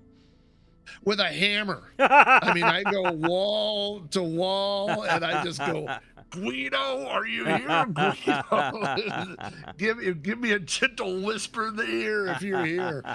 Yeah, it's like I said, it was very strange, you know. So that's good. That's good stuff, and that will lead us into our haunted house discussion. Now, I'll tell you something. This was the hardest of the three for me to come up with something I really want to get into, but I think I found a winner. But a couple of my almost lists, we went to a place. In fact, I don't know if Uncle Larry's still in here, but me and him went to a place in Lexington, Kentucky, I think it's called Waveland Mansion, and I remember distinctly being there with him one day, just walking around. This place was deserted and smelling ladies' perfume, and that's one of the things that you would smell. That's one of the aspects of this area. So that's a pretty well-known ghost area there.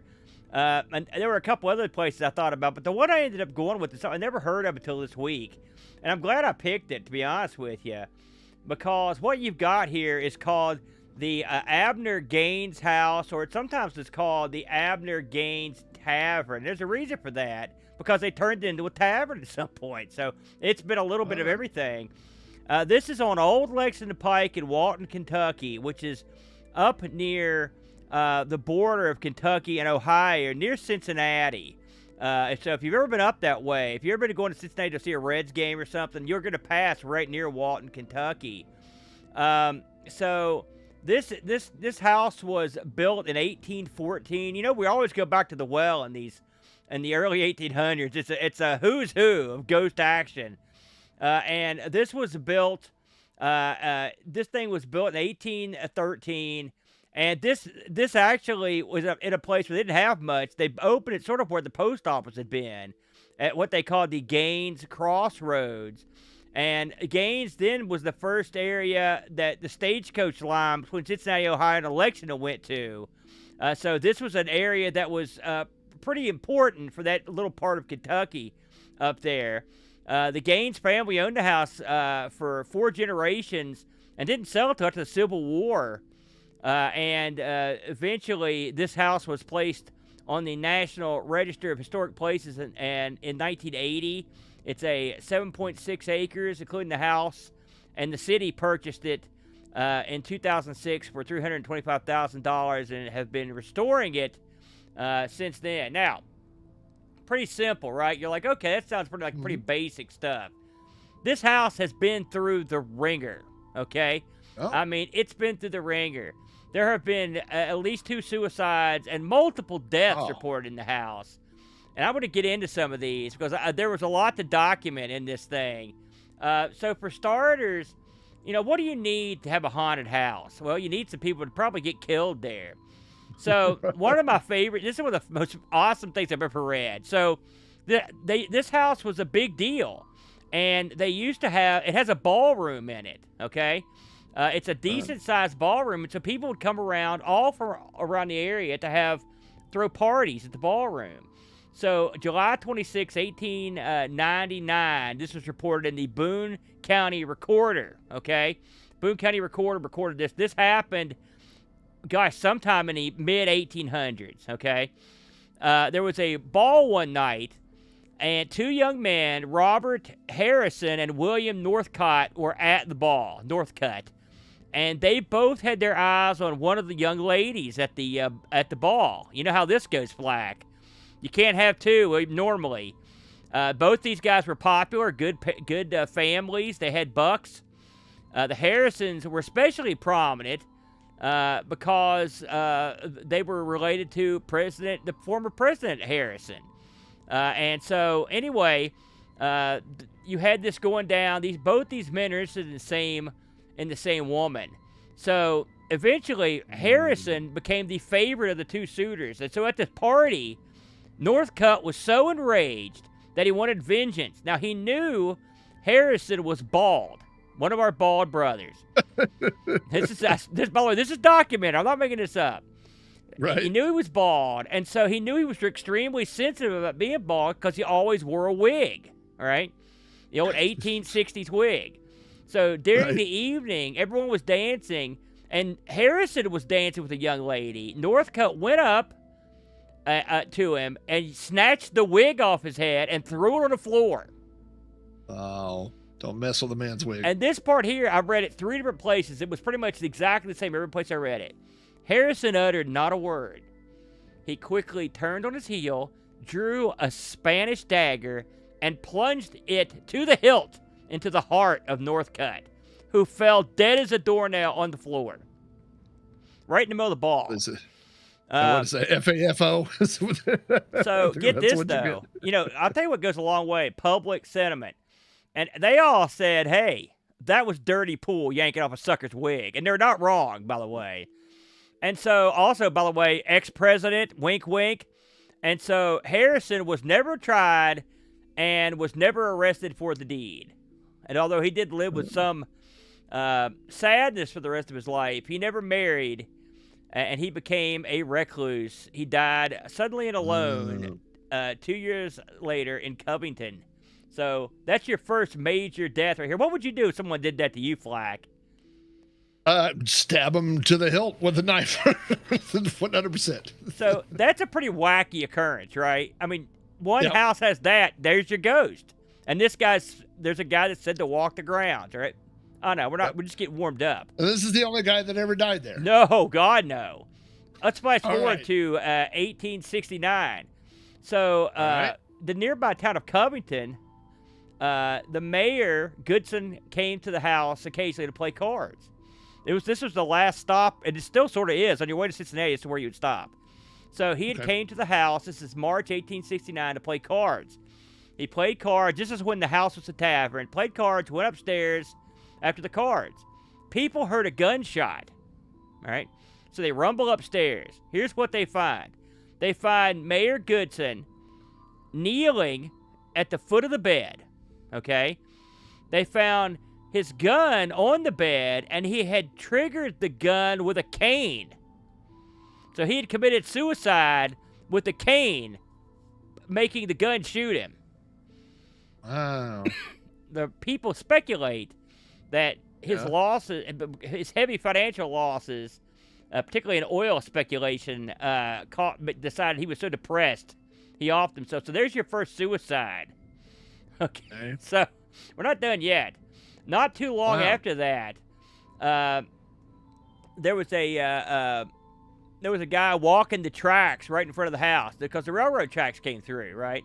Joe Blackburn.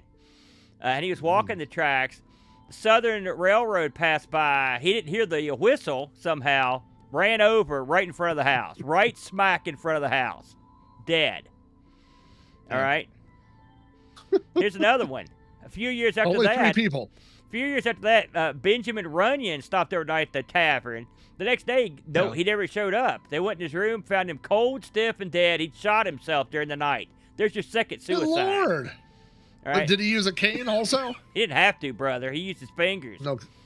Oh, boy. So now this is a weird one. 1863, okay? There was a toll gate near the house kept by Hugh Ingram, okay? Get this. A few years before this happened, he had been bitten by a mad dog, okay? It happens. So, he had a morbid... 1800s were a rough time. Yeah. Let's just say that. Yeah, he had they say he had a mortal dread of hydrophobia, so I guess fear of water. And he also often talked about committing suicide because his life sucked. And when he was bitten, he was all jacked up. So one night he slipped out of the toll house, and right beside the tavern on the railroad bridge, he hung himself just a few yards from the inn. There's another suicide. All right. So only 6 people died at this place. I mean, I could go on, but there's a couple more I want to highlight here. 1892, Lizzie Rice. All right. So Lizzie Rice, her father had died tragically, and at the point in 1892, it had been 20 years earlier. Lizzie was always depressed, and she was so depressed. And you have to be real depressed to pull this trick. She ran into the house, she ran out to there was a outbuilding on the property. She got herself a bunch of coal oil, okay? Coal oil. Covered herself with coal oil and lit herself on fire, as you will. And then, while on fire, ran, arms flailing, into the house and fell over in the front door. And they took her upstairs, and they asked her why she'd done that right before she died, and she said she was tired of living. Here's the kicker. Her father died from being burned alive 20 years earlier. Oh, no. That's... Yeah. This is crazy. But only 9 people died there. No. Is that what you're saying? Only 9 people? It keeps going. I'm going to go over one more here because this is really vital. This is the main ghost of the building. Abner Gaines' young daughter died in there in 1822. And she's buried in a nearby cemetery, and she is the #1 person that haunts this building. And she's there quite a bit. So you're gonna see a lot of kid action in the building. But all these people that I've mentioned have been seen. The guy that hung himself has been seen hanging from the bridge. The guy with the dagger has been seen. There have been people dancing in the ballroom have been seen. So I mean, there's a lot of that stuff. There was another guy hung out there. They used to have it. So this is back there when slavery was around, and these guys kept slaves. They hung slaves right at the foot of the stairs of the house. Oh my goodness! Like at least 6 people were hung right there. And then this is unrelated, but I mentioned this earlier, so I'm going to mention it now. One of the things I found out when I was researching this was in September of 1876, there was a prize fight held at the steps of the house, and it was for the world heavyweight title. Amazingly, I mean, with the lineage to current title, there was a 34-round fight in Boone County, Kentucky. It took 1 hour and 14 minutes, and the title changed when Joe Gross defeated Tom Allen for the belt, which I thought was crazy to think that out in the middle of nowhere there was a boxing match. This place has had so much action that it's unbelievable to me. Have you ever heard of something getting that? I mean, death being dealt at an alarming rate at this house. You know, I feel like I under-delivered when I mentioned a place that had 1 ghost. Because I think if you go to this place, they could give you a bingo card. Yeah. And then you could just mark off, be like, yep, I saw the lady on fire, and then I saw that guy that was hanging there, and I saw Suicide King guy, bingo, I got 5 in a row or something like that. Like, this is an insane amount of tragic events to happen all at one place. So Question for you. Yeah. Do you think that when there are places like this that have had so many suicides, so many tragic things like this, do you think that that one begets the next one? Like, do you think there's some sort of negative vibe that's left there? Do you think there's something there in general that makes people depressed, or makes depressed people go there, or makes people depressed when they get there? Why would there be so many things all at this one place, do you think? You know, I've often pondered that, if you can believe it, that sort of question. I've got two thoughts. There's the ghosty thought and then the real thought, okay? My ghosty thought is, yes, absolutely, there could be a sadness or depression that permeates that area for whatever reason and causes all this trouble and turmoil. And it weighs on people, and as more people are killed, it adds to the overall, cloud of doom that hangs over this place.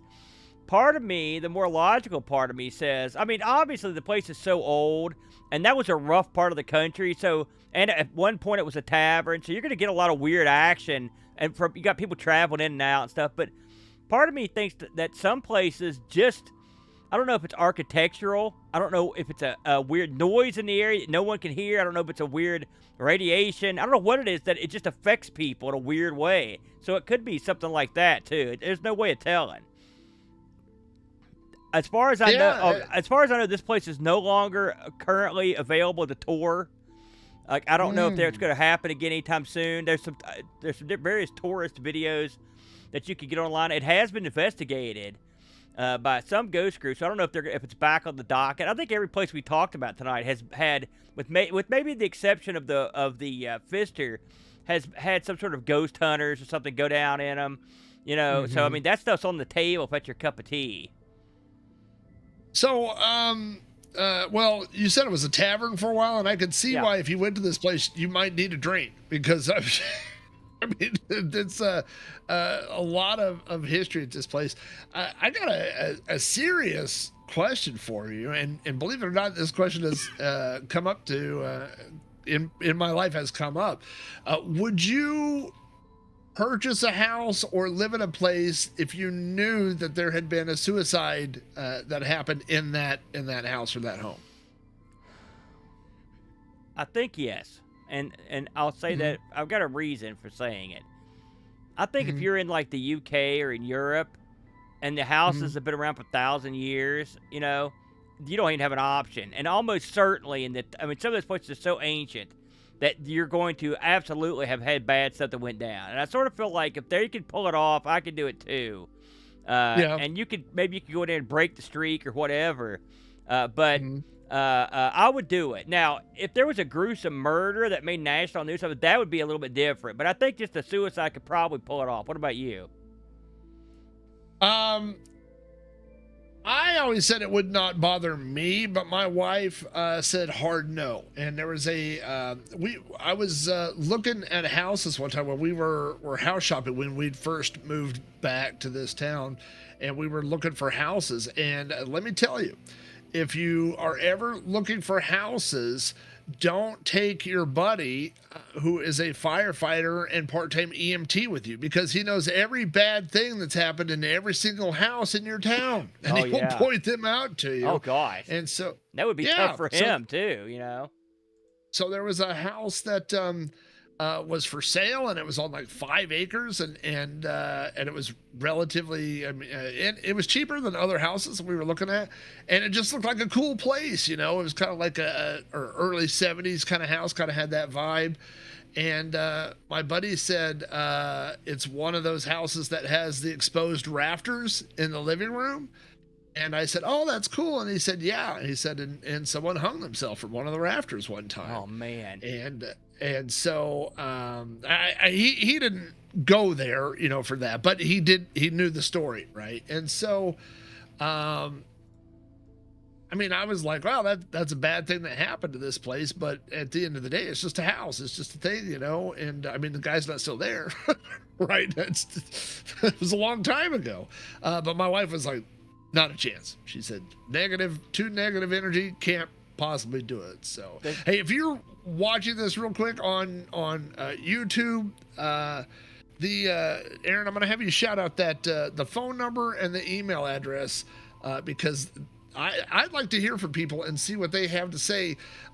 Maybe not just a suicide, but would you live in a house, where you knew that someone, like there was a modern story that you knew someone had died, maybe been murdered or something in that house, or if it's one of these houses we've talked about that's rumored to be haunted, could you live in one of those places? So Aaron, if you could shout out that phone number and that email address again, we'd love to get your feedback on that. Absolutely. So you can call our automated line 304-397-0755.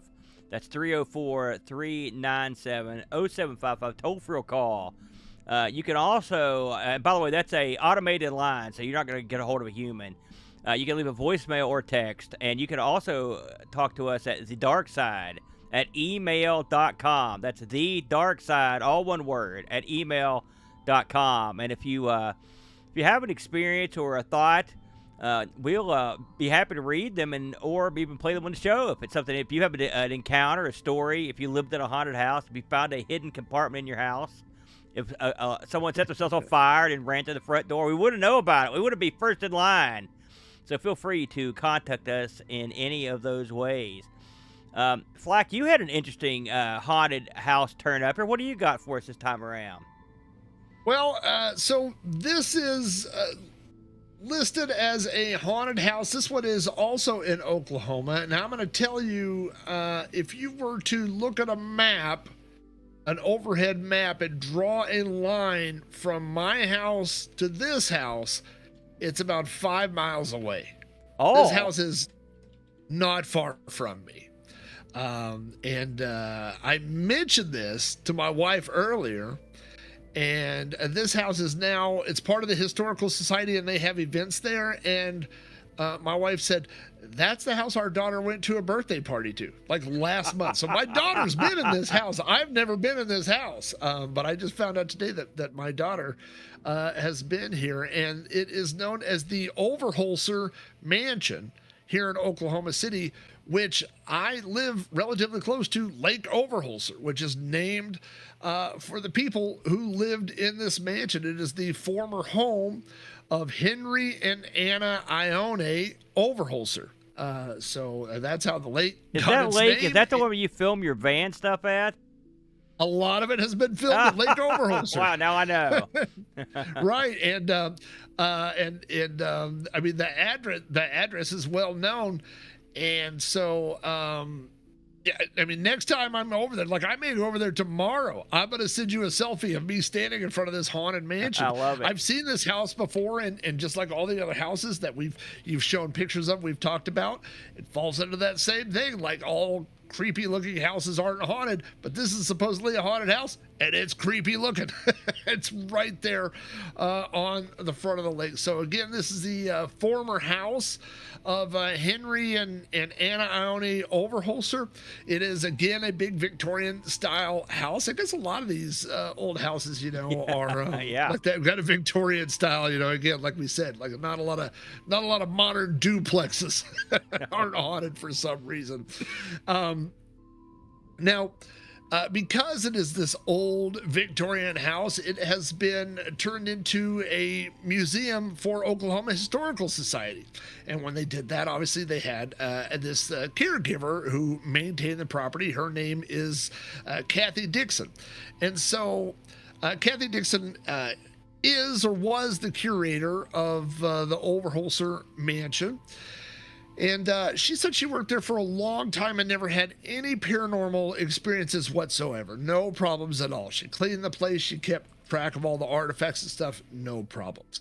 But in the, I believe the late 60s or maybe very early 70s, they were retrofitting the house for air conditioning. And so they took everything that was stored in all the closets that had been there for, 100 years, and they emptied out all the closets and they put all this stuff somewhere else, and they ran ductwork up through the closets.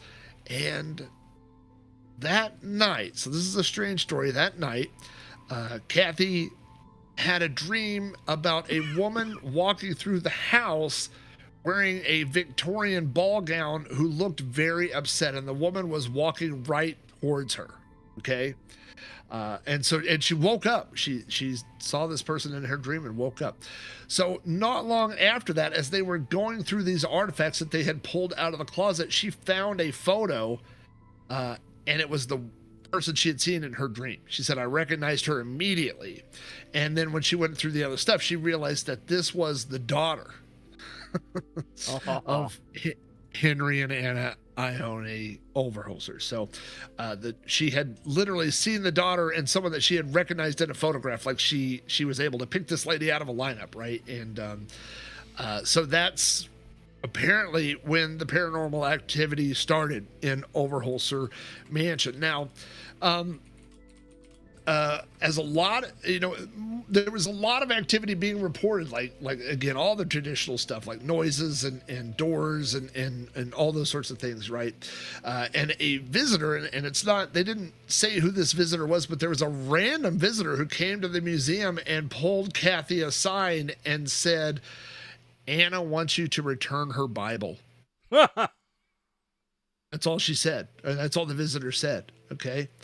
And Kathy Dixon said she had no idea what the person was talking about, but when they started going through all the things that they had removed from the closets, they found the family Bible had been taken out and put in this pile of stuff that they had been storing somewhere else. Holy and so moly. she said she immediately took this Bible and put it back in the closet, the same closet where they had retrieved it from. So there has been multiple other documented cases by this woman. And by the way, Kathy Dixon has said on the record, she said, I don't believe in ghosts. She said, I don't believe in paranormal stuff. I've never had any experiences like that. She said, I'm just telling you what I experienced while I was the curator working and staying in this mansion.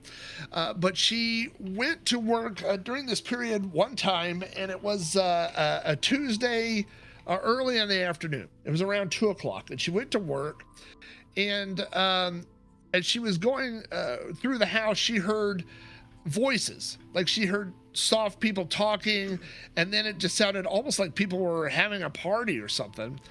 And she said it was coming from the music room. And so when she went down to the music room, it wasn't coming from the music room. It was coming from the parlor. So she went to the parlor, and then it sounded like it was coming from the music room. So she could never exactly determine where these voices and this talking was happening. But later, when they were doing more research about the mansion, they were finding out different things as they were setting up, tours and things like that. And it found out that, she had actually made this little comment to Anna. She said, well, Anna, I guess your friends came to visit or something like that. Like just kind of this, played off this little joke, right? But later on, what she found out as they were doing more research about this place is that Anna actually belonged to a bridge club. And she would host bridge clubs, bridge games at the mansion.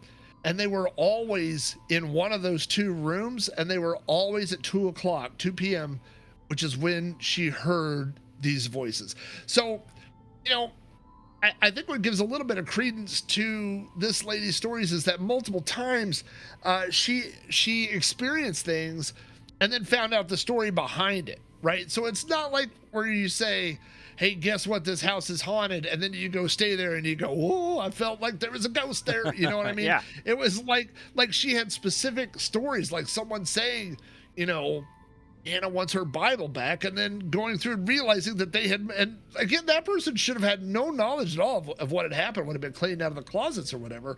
But then she found that the Bible had been moved and she returned the Bible, finding out, hearing these voices and hearing them exactly at 2 p.m. on a Tuesday, and then finding out later that Anna had bridge parties at 2 p.m. in those rooms, So that, I always thought that adds a little bit of credence, like I said, to because you this can't lady's subconsciously add the two together if you don't know about it. That's what makes it more more mysterious.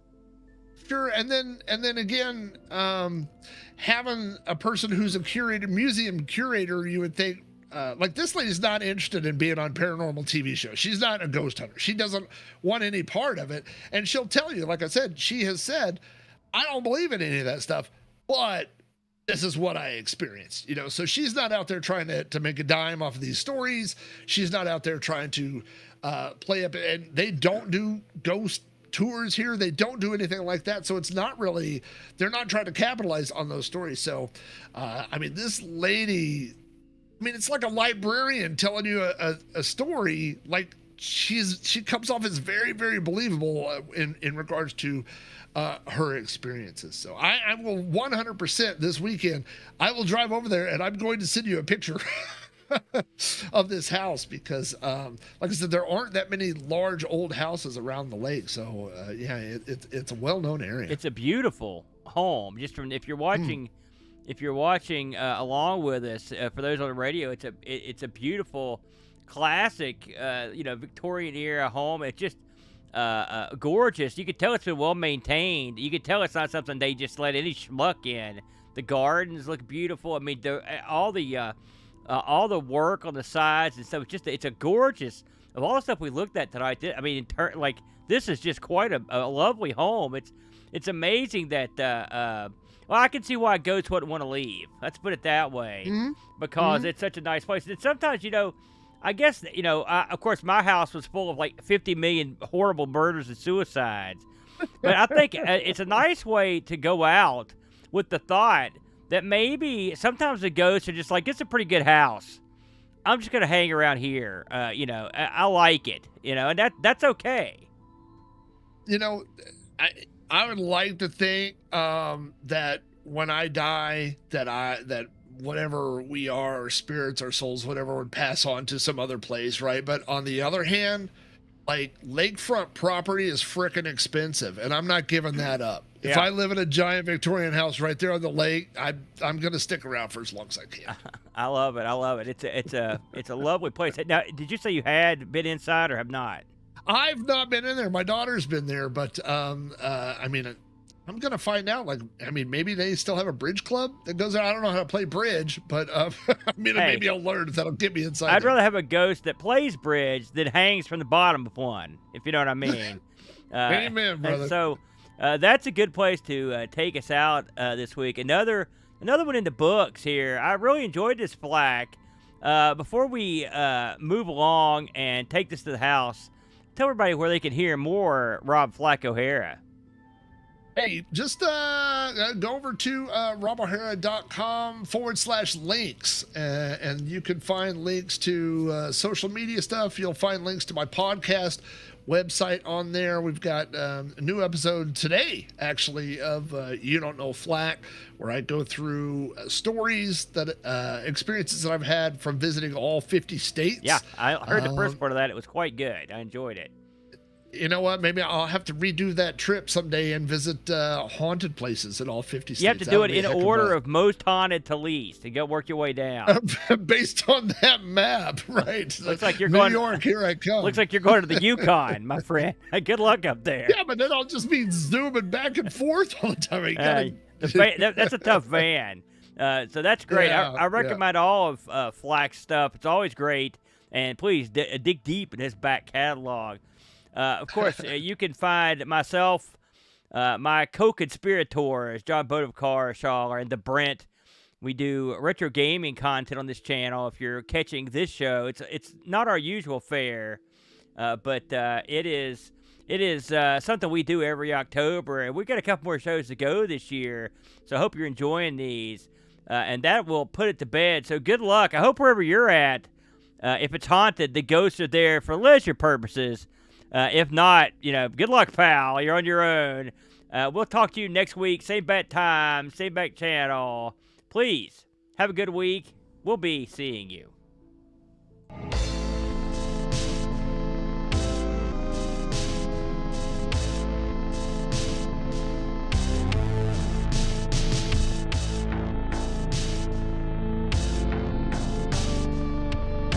You have just experienced Conversations from the Darkside. Until next week, try to enjoy the daylight.